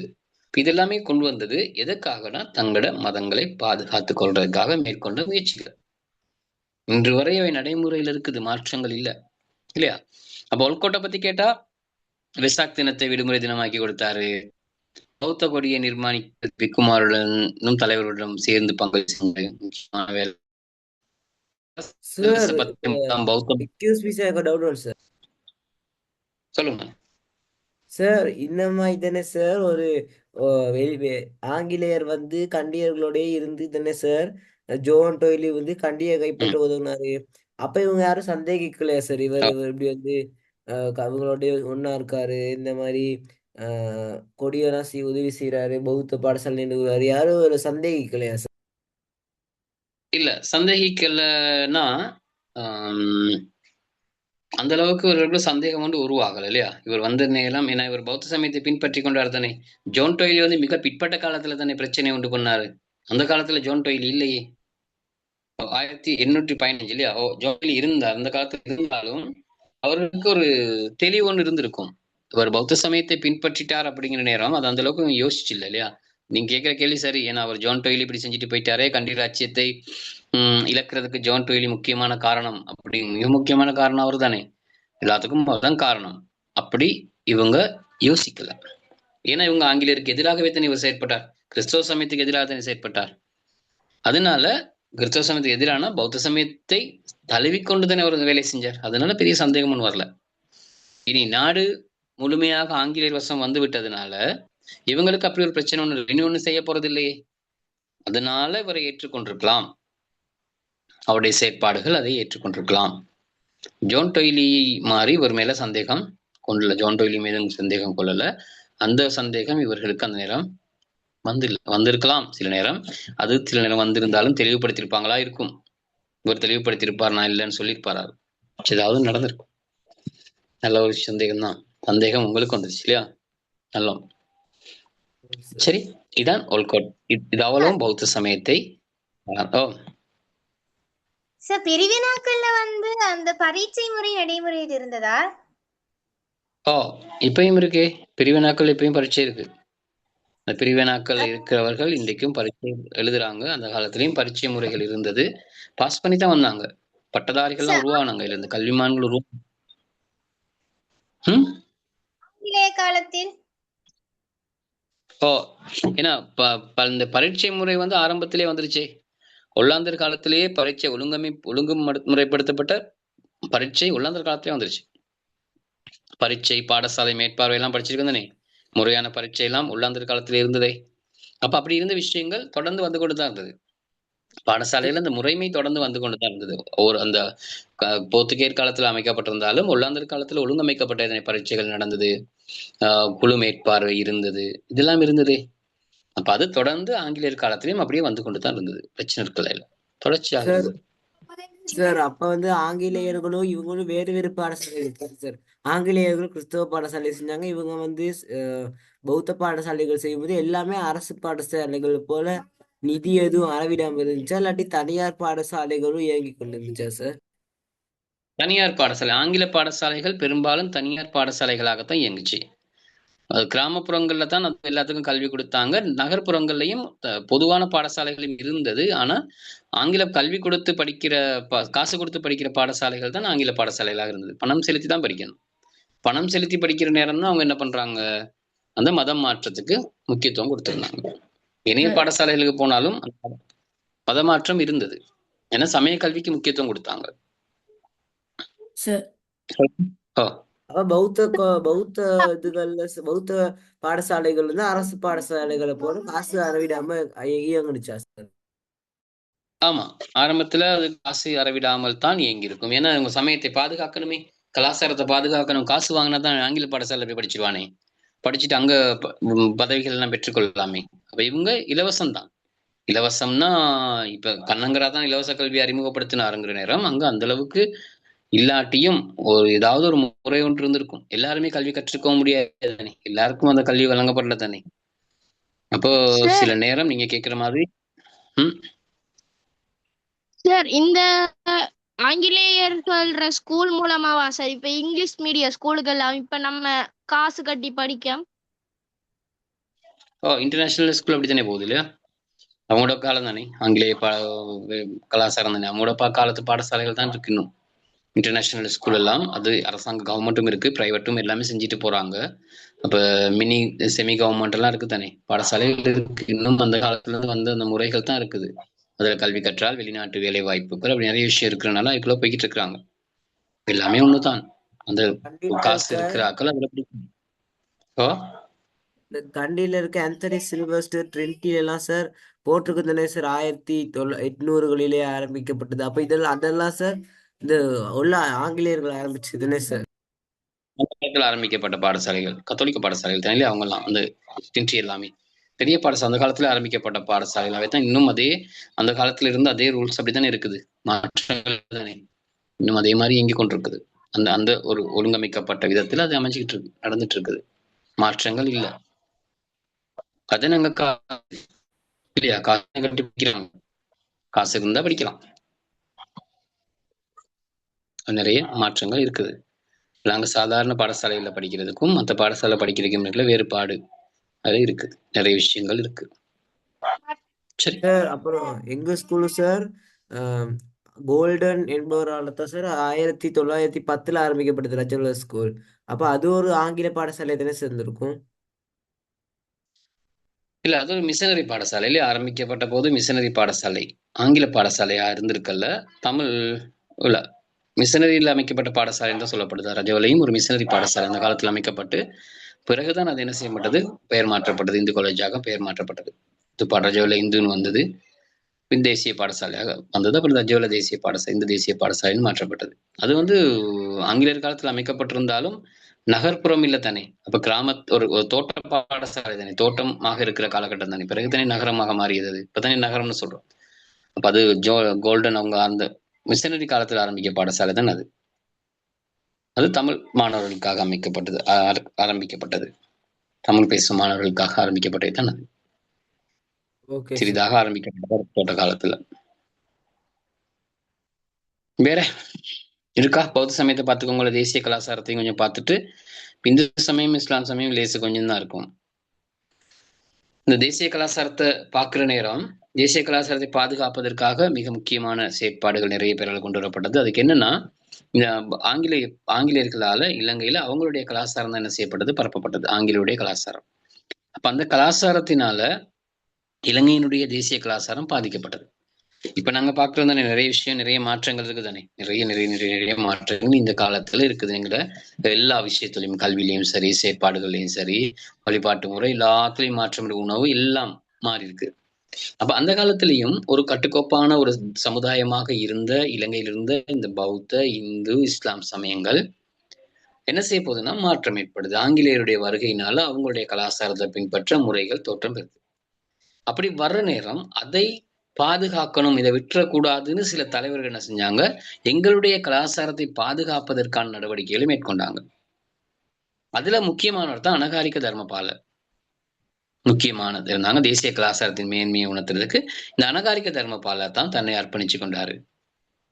அவரோட சேர்ந்து வலிசிங்க ஹரிச்சந்திர, பியதாச சிறிசேன, ஜோன் த சில்வா, சரி, இவங்க எல்லாமே பாருங்க, எல்லாருடைய பேரும் கிறிஸ்தவ பேர்களா தான் இருக்கும். ஏன்னா கிறிஸ்தவ பாடசாலையில படித்தவர்கள் படிச்சுட்டு வந்து தங்களுடைய சமயத்தை பாதுகாக்கிறதுக்கான செயற்பாடுகள் அவங்க ஈடுபடுறாங்க. டிபி ஜெயதிலக கொழும்பு பௌத்த இளைஞர் சங்கத்தை அமைக்கிற முன்னோடியாக செயல்பட்டார். முக்கியமான ஆக்கள். பௌத்த இளைஞர் சங்கம் அந்த மத சார்ந்த கொள்கைகளை அமைச்சிருந்தாங்க. இந்த ஆங்கிலேயருடைய ஆட்சி காலத்துல நாடெங்கும் மதுபான சாலைகள் அமைக்கப்பட்டது. இந்த மதுபான சாலைகள் அமைக்கப்பட்டதுக்கு பிறகு நாட்டினுடைய குடும்ப வாழ்வு, கலாச்சாரம் எல்லாமே என்ன செய்யப்பட்டது, பாதிக்கப்பட்டது. அதுவரை குடும்ப பிரச்சனைகள் இல்லை, குறைவாக இருந்தது, கொலைகள் இல்லை, களவு இல்லை, கொள்ளைகள் இல்ல, நிறைய விஷயங்கள் இல்லாமல் இருந்தது. இப்ப மதுபான பாவனை வந்ததுக்கு பிறகு இது எல்லாமே சமுதாயத்துல அதிகரிக்க தொடங்கியது. சமுதாயத்துல இவை அதிகரிக்கிற நேரம் இன்னும் இப்படி விட்டுட்டா என்ன செய்ய போறோம், இன்னும் நாடு மோசம்ங்கிற கலாச்சாரம் பாதிக்கப்படும் சொல்லிதான் இந்த தேசிய கலாச்சாரத்தை பாதுகாக்கிறதுக்கான ஒரு அமைப்பை உருவாக்கினாங்க.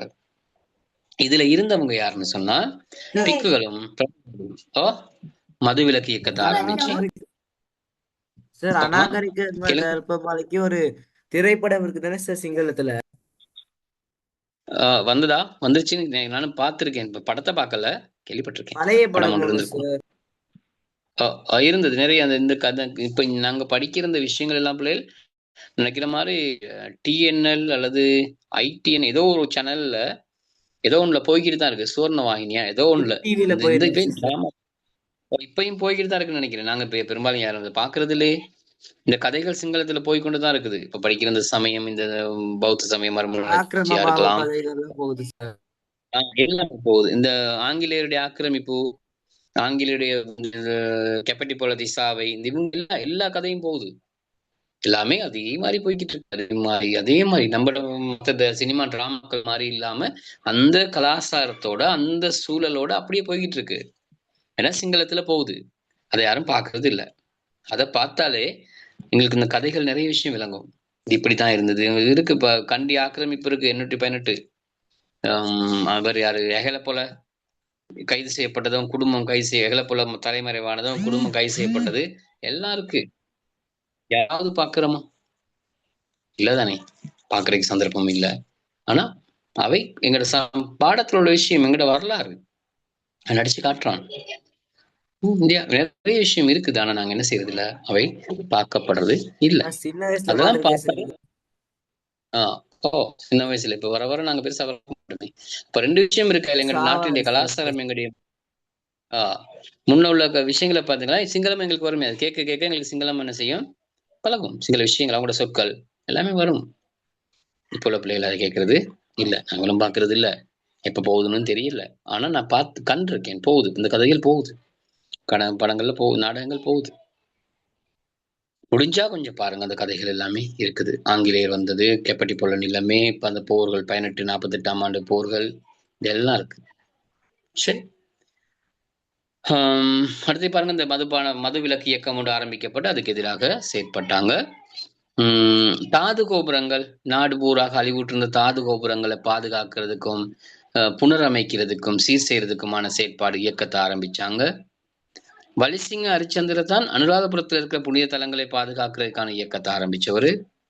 அனகாரிக தர்மபால இந்தியாவோட இருக்கிற புத்தகாயா போன்ற முக்கியமான இடங்களை, வழிபாட்டு இடங்களை பாதுகாக்கிறதுக்காக அங்க போயிட்டு ஏன்னா புத்தகாயான்னு சொல்றது முக்கியமான பௌத்த தலம். அது ஒரு இந்து பிராமணரிடம் இருந்தது. அதை மீட்டு பௌத்த சமய கட்டுப்பாட்டுக்குள்ள கொண்டு வந்தவர் அனகாரிக தர்மபாலர். அதே மாதிரி ஜோன் த சில்வா ஒரு நாடக ஆசிரியர், வரலாற்று நிகழ்வுகளை நாடகமா எழுதினாரு. பேதாசு சிறிசேனன் நாவல்கள் எழுதினாரு. இதெல்லாம் எழுதி என்ன செஞ்சாங்க, மக்கள் மத்தியில வச்சிட்டு கொடுத்தாங்க. எங்களோட பெருமை, எங்களுடைய கலாச்சாரம், எங்களுடைய இதை நாங்க பாதுகாக்கணும், இது எப்படி அழிஞ்சிட்டு போகுது, இதெல்லாம் சொன்னாங்க. இதனால நிறைய பேரை மாற்றக்கூடியதாக இருந்தது, நிறைய மாற்றங்களை ஏற்படுத்தக்கூடியதாக இருந்தது. படிக்கிறாக்கள் மாறினாங்க, தானே நிறைய விஷயங்களை பார்த்து மாறினாங்க. அந்த மாற்றம்க்கு காரணம் இந்த தலைவர்கள். அப்படி மத மாற்றத்தை தடுத்து தங்களுடைய சமயத்தையும் தங்களோட கலாச்சாரத்தையும் பாதுகாத்த தலைவர்கள் தான் இவங்க. சரி, அனகாரிக தர்மபால பாருங்க, நிறைய விஷயம் செஞ்சிருக்காரு. பௌத்த பாடசாமிக்கு நடவடிக்கை மேற்கொண்டிருக்காரு. ஆல்கோட்டாரோட சேர்ந்து தேசத்தை பாதுகாக்கிறதுக்கு பாடுபட்டிருக்காரு. இலங்கையர்களை மதுபாவனையிலிருந்து விடுவிப்பதற்கான மதுவிலக்கு இயக்க தலைவர் ஒருவராக செயல்பட்டிருக்காரு.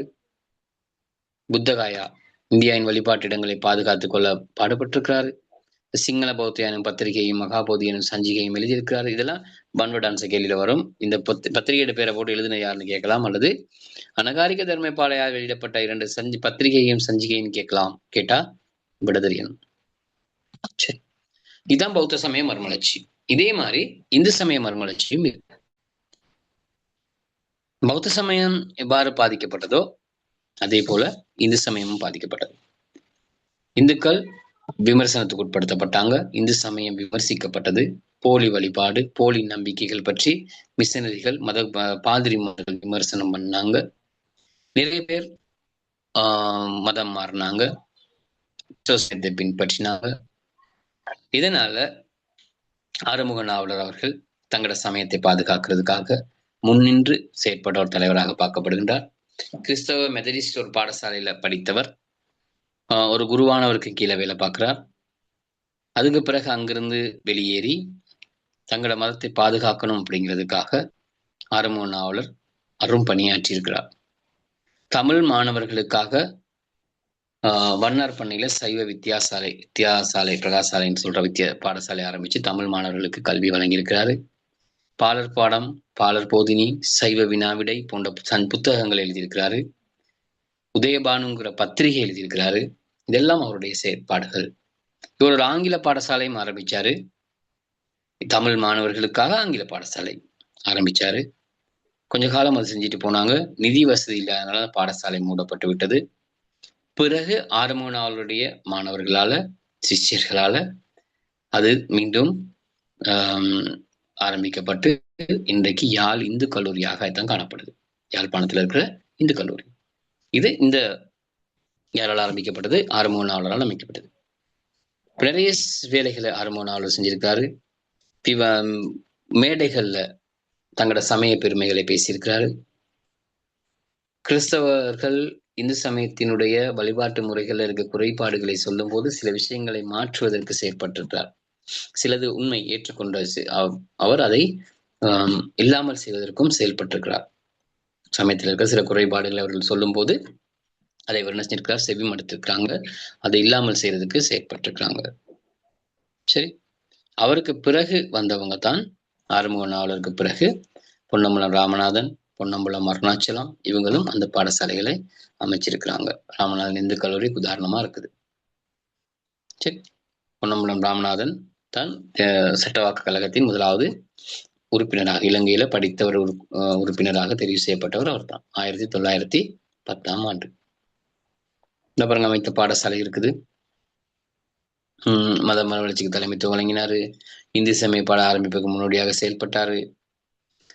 இந்து சமய கலாச்சாரத்தின் தமிழ் மொழியும் இலக்கியத்தையும் வளர்ப்பதற்கு பாடுபட்டாரு. பாலர் பாடம் போன்ற பெயரில் பாடநூல்கள் எழுதியதோடு கந்த புராணம், பெரிய புராணம் என்னும் நூல்களையும் பதிப்பிச்சாரு. நிறைய விஷயம் செஞ்சாரு. சரி, இருக்கு இந்து சாதனம். இன்றைக்கு சென்ட்ரல் காலேஜ், யாழ் இந்து காலேஜ், யாழ்ப்பாணம் இந்து கல்லூரி. இன்றைக்கு தினாகரே முகப்பு மாத்தி இருக்குன்னு சொன்னார் அன்றைக்கு ஒருத்தர். நீங்க உங்களை யாராவது சொன்னீங்க. பொன்னம்பலம் ராமநாதன், பொன்னம்பலம் அருணாச்சலம் இவர்களும் சகோதரர்கள் இந்து சமயத்துக்காக தங்களுடைய பணத்தை, சொந்த பணத்தை செலவழித்த உன்னதமான தலைவர்கள் தான் இவங்க. சரி, இவங்களும் சார் பெரிய புராணத்தை சேக்கிழார் தானே சார் எழுதினாரு? இவங்க அதை என்ன செய்யறாங்கன்னா மொழிபெயர்த்தாங்க இலகுவான மொழியில. சில நேரம் சேக்கிழார் எழுதிய மொழி நடை இருக்கும் தானே, அது சாதாரண மக்களுக்கு விளங்காமல் இருக்குமே, அதை சாதாரண மக்களும் விளங்கி கொள்ளும் வகையில எழுதினைத்தான் மொழிபெயர்ப்புன்னு சொல்றது. விளக்கம் எழுதுவாங்க எல்லாத்துக்கும். இப்ப திருக்குறளுக்கு நிறைய பேர் விளக்கம் எழுதாதனே, நிறைய பேர் நிறைய மொழிகளை விளக்கம் எழுதியிருக்கிறாங்க. அப்ப திருவள்ளுவர் தான் திருக்குறள் எழுதினாரு. ஆனா அது சாதாரண 2 ஈரடி தானே, 2 வரியில இருக்குது. எங்களுக்கு அதை பார்த்தோன்னே விளங்கி கொள்ள முடியுமா? முடியாது. அது யாரோ ஒரு தடவைக்கு விளக்கம் எழுதியிருக்காரு. அந்த விளக்கத்தை பார்த்தா தானே தெரியும் என்ன சொல்ல வர்றாருன்னு சொல்லி. அதான் இது பெரிய புராணம். இதெல்லாம் விளக்கம் எழுதியிருக்காங்க. சாதாரண மக்களுக்கு விளங்கக்கூடிய வகையில எழுதுறதுதான் அந்த அவருடைய பணி. சரி, பெரிய புராணம் அது நம்ம அதை சில நேரம் அதை நிறைய புத்தகங்கள் இருக்கு, நிறைய விளக்கங்கள் இருக்கு அந்த இதுக்கெல்லாம், பெரிய புராணத்துக்கெல்லாம். அந்த பாடல்கள், அதுல சொல்லப்பட்ட விஷயங்கள். பெரிய புராணம் சேக்கிழார் பிரான் பாடினார்னு சொன்னால் அது எங்களால வாசிச்சு விளங்கிக்கிற கஷ்டம். அவங்க ஒரு மொழி நடையில பாடிட்டு போயிருப்பாங்க. அந்த கால தமிழ்ல பாடியிருப்பாங்க, தூய தமிழ்ல பாடப்பட்டிருக்கும் இலக்கியம், இலக்கணங்கள் எல்லாம் அதுல சேர்க்கப்பட்டிருக்கும். எங்களுக்கு விளங்காதே. அப்ப இவங்க என்ன செய்வாங்க, அதை விரிவாக்கி சாதாரண மக்கள் விளங்கக்கூடிய வகையில அழகாக சொல்லியிருப்பாங்க. எங்களுக்கு என்ன மொழியில விளங்குமோ அதுக்கேற்ற மாதிரி சொல்லியிருப்பாங்க. அதுதான் அதுக்கு விளக்க உரை எழுதுறேன்னு சொல்றேன். அடுத்தது இஸ்லாம் சமய மறுமலர்ச்சி இருக்குது. இந்த பௌத்தம் இந்து ரெண்டுமே செயற்பட்டு கொண்டிருக்கும் போது நான் ஆரம்பத்திலே சொன்னேன், இஸ்லாமியர்கள் அதிகமாக மத மாற்றத்துல ஈடுபடல. இருந்தாலும் இந்த மதம் மாறாட்டி பாடசாலைகள், கிறிஸ்தவ பாடசாலைகள்ல போய் இந்த பிள்ளைகள் சேரலைன்னா கல்வியில பின்தள்ளப்படுவார்கள். இஸ்லாம் மாணவர்கள் கல்வியில் பின்னடைவை எதிர்நோக்குவார்கள்ங்கிற அந்த எண்ணத்துல தான் அறிஞர் MC சித்திலபி அவர்கள் இஸ்லாம் மாணவர்களுக்காக கல்வியை பெற்றுக் கொடுப்பதற்கு நிறைய வேலை செஞ்சார். அளப்பரிய பணியாற்றியவர் தான் அவர். கலகதர்ல பிறந்தவர். சித்திலபி அவர்களும் சரி, அதே மாதிரி TP ஜாயா அவர்களும் சரி, கலகதர்ல பிறந்தவங்க. இஸ்லாம் மாணவர்களுக்காக அளப்பரிய பணியாற்றியவங்க. முஸ்லிம்களை அறிவூட்டுவதற்காக முஸ்லிம் நேஷன்ங்கிற பேர்ல சஞ்சீவன் வெளியிட்டிருந்தாரு. இதற்கு உதவியாக எகிப்து நாட்டிலிருந்து நாடு கடத்தப்பட்ட ஒராபி பாஷா அல்லது அரபி பாஷான்னு சொல்லப்படுது, அல்லது ஒராபி பாஷான்னு சொன்னாலும் சரி, அப்படி சில பேர்கள் இருக்கும் சில புத்தகங்கள்ல. அவரும் இலங்கைக்கு வருகை தருகிறார். நாடு கடத்துறாங்க, அந்த நாட்டிலிருந்து எகிப்திலிருந்து நாடு கடத்துறாங்க. அவரும் இங்க வந்து இந்த இஸ்லாம் சமய மறுமலர்ச்சி இயக்கத்தோடு சேர்ந்து கொண்டு இலங்கையில இஸ்லாம் மாணவர்களுக்கு வேண்டிய எல்லா வேலைகளையும் செய்து கொடுப்பதற்கு நடவடிக்கைகளை மேற்கொண்டார். சரி, சித்திலபேக்கு உதவி செஞ்சார். மருதானையில ஜாயிரா கல்லூரியின் மூலம் இஸ்லாமிய மாணவர்களுக்கு சமயம் சார்ந்த பொது கல்வியை வழங்க அறிஞர் சித்திலபி நடவடிக்கை எடுத்தார். இன்றைக்கு நாடு பூராகவும் ஜாயிரா கல்லூரிகள் காணப்படுகிறது. அதை ஆரம்பித்தவர் இந்த அறிஞர் MC சித்திலபே அவர்கள், ஒரு வழக்கறிஞர். சரி, கண்டில இருக்குது சித்திலபை வித்யாலயம் இருக்குது, கண்டில இருக்குது, பெருதனி ரோட்ல. அவருடைய பெயரை கூறுவதாக இருக்குது. சரி, அவர் இருந்த காலமெல்லாம் கேட்கறது இல்லை. அதே மாதிரி முஸ்லிம் நேஷன் அவர் வெளியிடப்பட்ட பத்திரிகை. TP ஜாயா வந்து அவருக்கு நீண்ட காலத்துக்கு பிறகு தோற்றம் பெற்றவர். கலகதர்ல பிறந்திருக்காரு. வேர்ல்ஸ் இளவரசர் கல்லூரியில் படிச்சிருக்காரு. இவரும் கிறிஸ்தவ பாடசாலையில் படித்தவர் தான். கொழும்பு ஆனந்தா கல்லூரியில் கல்வி பெற்று ஆசிரியராக பணியாற்றி இருக்கிறாரு. அதே மாதிரி கொழும்பு ஜாயிரா கல்லூரி அதிபராக கடமையாற்றி இருக்கிறாரு. பிற்காலத்துல நாடெங்கும் ஜாயிரா கல்லூரி உருவாக்குவதற்கு செயல்பட்டிருக்கிறாரு. சிலோன் முஸ்லிம் ரிவ்யூ சந்திகள் தொடர்ச்சியாக எழுதியதன் மூலம் சமூக முன்னேற்றத்துக்கு பணியாற்றி நிறைய செஞ்சிருக்காரு. இலங்கை சட்டவாக்க கழகத்தின் முதலாவது பாராளுமன்ற அமைச்சராகவும் இவர் நினைஞ்சிருக்காரு, பாராளுமன்ற அமைச்சராக பணியாற்றிருக்காரு. சுதந்திர போராட்டத்திலும் இலங்கை தலைவரோடு சேர்ந்து சுதந்திர போராட்டத்திலும் இவர் நினைஞ்சிருக்காரு, ஈடுபட்டிருக்காரு. இப்படி பல்வேறு முக்கியமான செயற்பாடுகள்ல ஈடுபட்டவர்கள் தான் இந்த தலைவர்கள் அத்தனை பேரும். அப்ப இலங்கையினுடைய தேசிய சமய மறுமலர்ச்சி அப்படிங்கிறது மிக முக்கியமான ஒரு விஷயம். இந்த மிக முக்கியமான ஒரு விஷயத்தை தான் இவ்வளவு நேரம் நாங்க பார்த்துருக்கோம். சரி, இந்த பாடம் ரிவிஷனும் செய்யப்பட்டு இருக்கு, அன்றைக்கு இல்லாதவங்களுக்கும் சேர்த்து. இன்றைக்கு புதிதாக வந்தவங்களுக்கு இந்த பாடம் வேகமா இருக்கும். ஆனால் நான் ஏற்கனவே விளங்கப்படுத்திட்டேன். ஒவ்வொரு விஷயமா ஒரு நோட்டா பார்த்து விளங்கப்படுத்திருக்கிறேன். சரியா? இன்றைக்கு புதிய வந்தவங்க இருக்கிறீங்களா?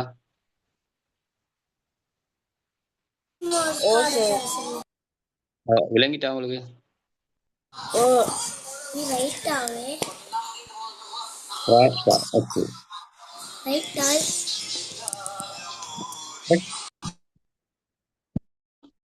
நீங்க சத்தம் பாட்டு போட்டுட்டு இருந்தா எப்படி படிப்பீங்க? ராஷா, வீட்டுக்குள்ள சத்தம் இருந்தால் நீங்க படிக்கிற நேரம் டிஸ்டர்ப் இருக்காதா?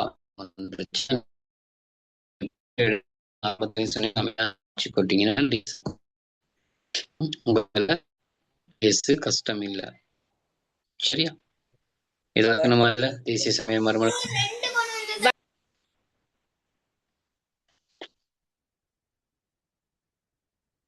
எதுவும் கேட்கணுமா?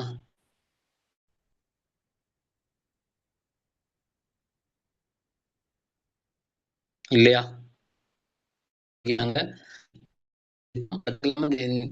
போராட்டத்தை ஆரம்பிச்சிருவோம். அடுத்த கிழமை சுதந்திர போராட்டத்தை அடுத்து. சார், கிறிஸ்தவர்கள் வர்றதுக்கு முன்னாடி இலங்கையில யாரும் இருக்கு இல்லையா சார்? அப்படி வேறு மதம் இருக்கு இல்லையா சார்? எதுல யார் வர்றதுக்கு முன்னுக்கு? ஆங்கிலேயர்லாம் வர்றதுக்கு முன்னாடி சார் இலங்கையில ஒரு கிறிஸ்தவர்கள் இருக்கு இல்லையா? அதுக்கப்புறம் வேறு இந்த இந்து முஸ்லீம் பௌத்தம் தவிர்த்து வேறு எந்த மதத்தாக்களும் இருக்கு இல்லையா? இல்ல, வேறு மதத்தில் இருக்க வழி இல்லைன்னா இலங்கையில ஆரம்பத்துல வாழ்ந்த நேரம் இப்ப விஜயன் இலங்கைக்கு வரும்போது இலங்கையில இயக்க நகர் தேவர் சொல்லப்படுகின்ற 3 இனத்தவர் இருந்தாங்க தானே. விஜயன் இந்தியாவிலிருந்து வருகின்ற நேரம் அவன் இந்த இந்து மதத்தை சார்ந்தவனாக இருந்திருக்கலாம். எந்த மதம்னு சொல்லப்படல. ஆனா அதுக்கு பிறகு இலங்கையில விஜயன் அப்படியே பரம்பரையா அடுத்தடுத்த கட்டமாக இந்தியாவிலிருந்து குடியேற்றங்கள் வந்தது. வந்தையில தான் கடைசியாக மஹிந்த தேரர் வந்தார். பௌத்த சமயம் இலங்கையில போதிக்கப்பட்டது. பிறகு அப்ப இலங்கையில இருந்தவர்கள் இயற்கையை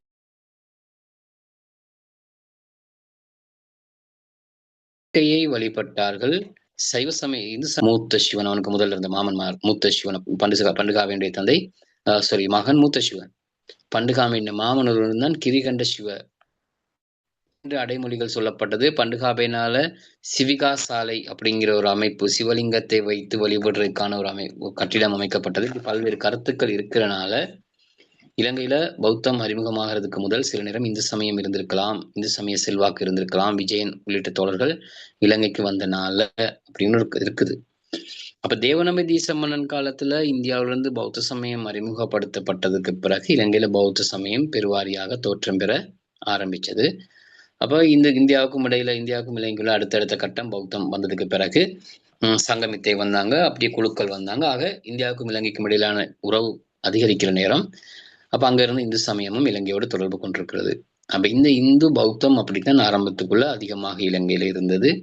இப்ப சோழர்கள் அனுராதபுரத்தை கைப்பற்றிய நேரம் இலங்கையில புலனறுவையில இந்து கோவில்கள் அமைக்கப்பட்டது. அப்ப இந்து பௌத்தம் அதுதான் இலங்கைக்குள்ள இருந்து கொண்டு இருந்தது.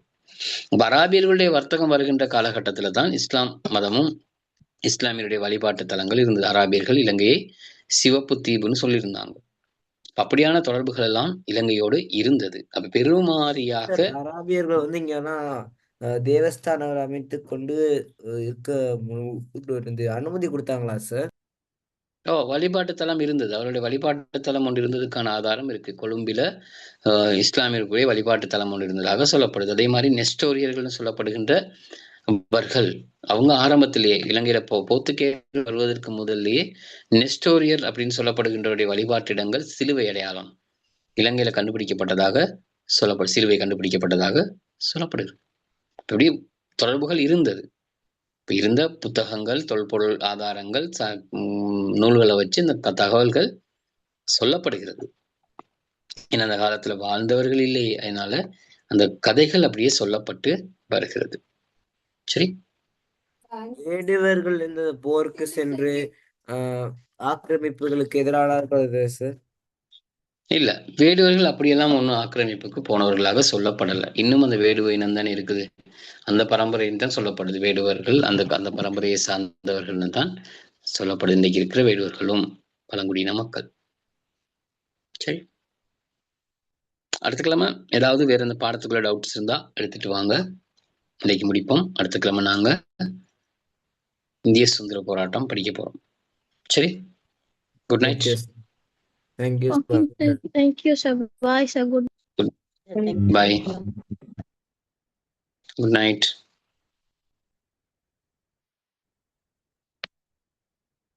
Thank you, sir.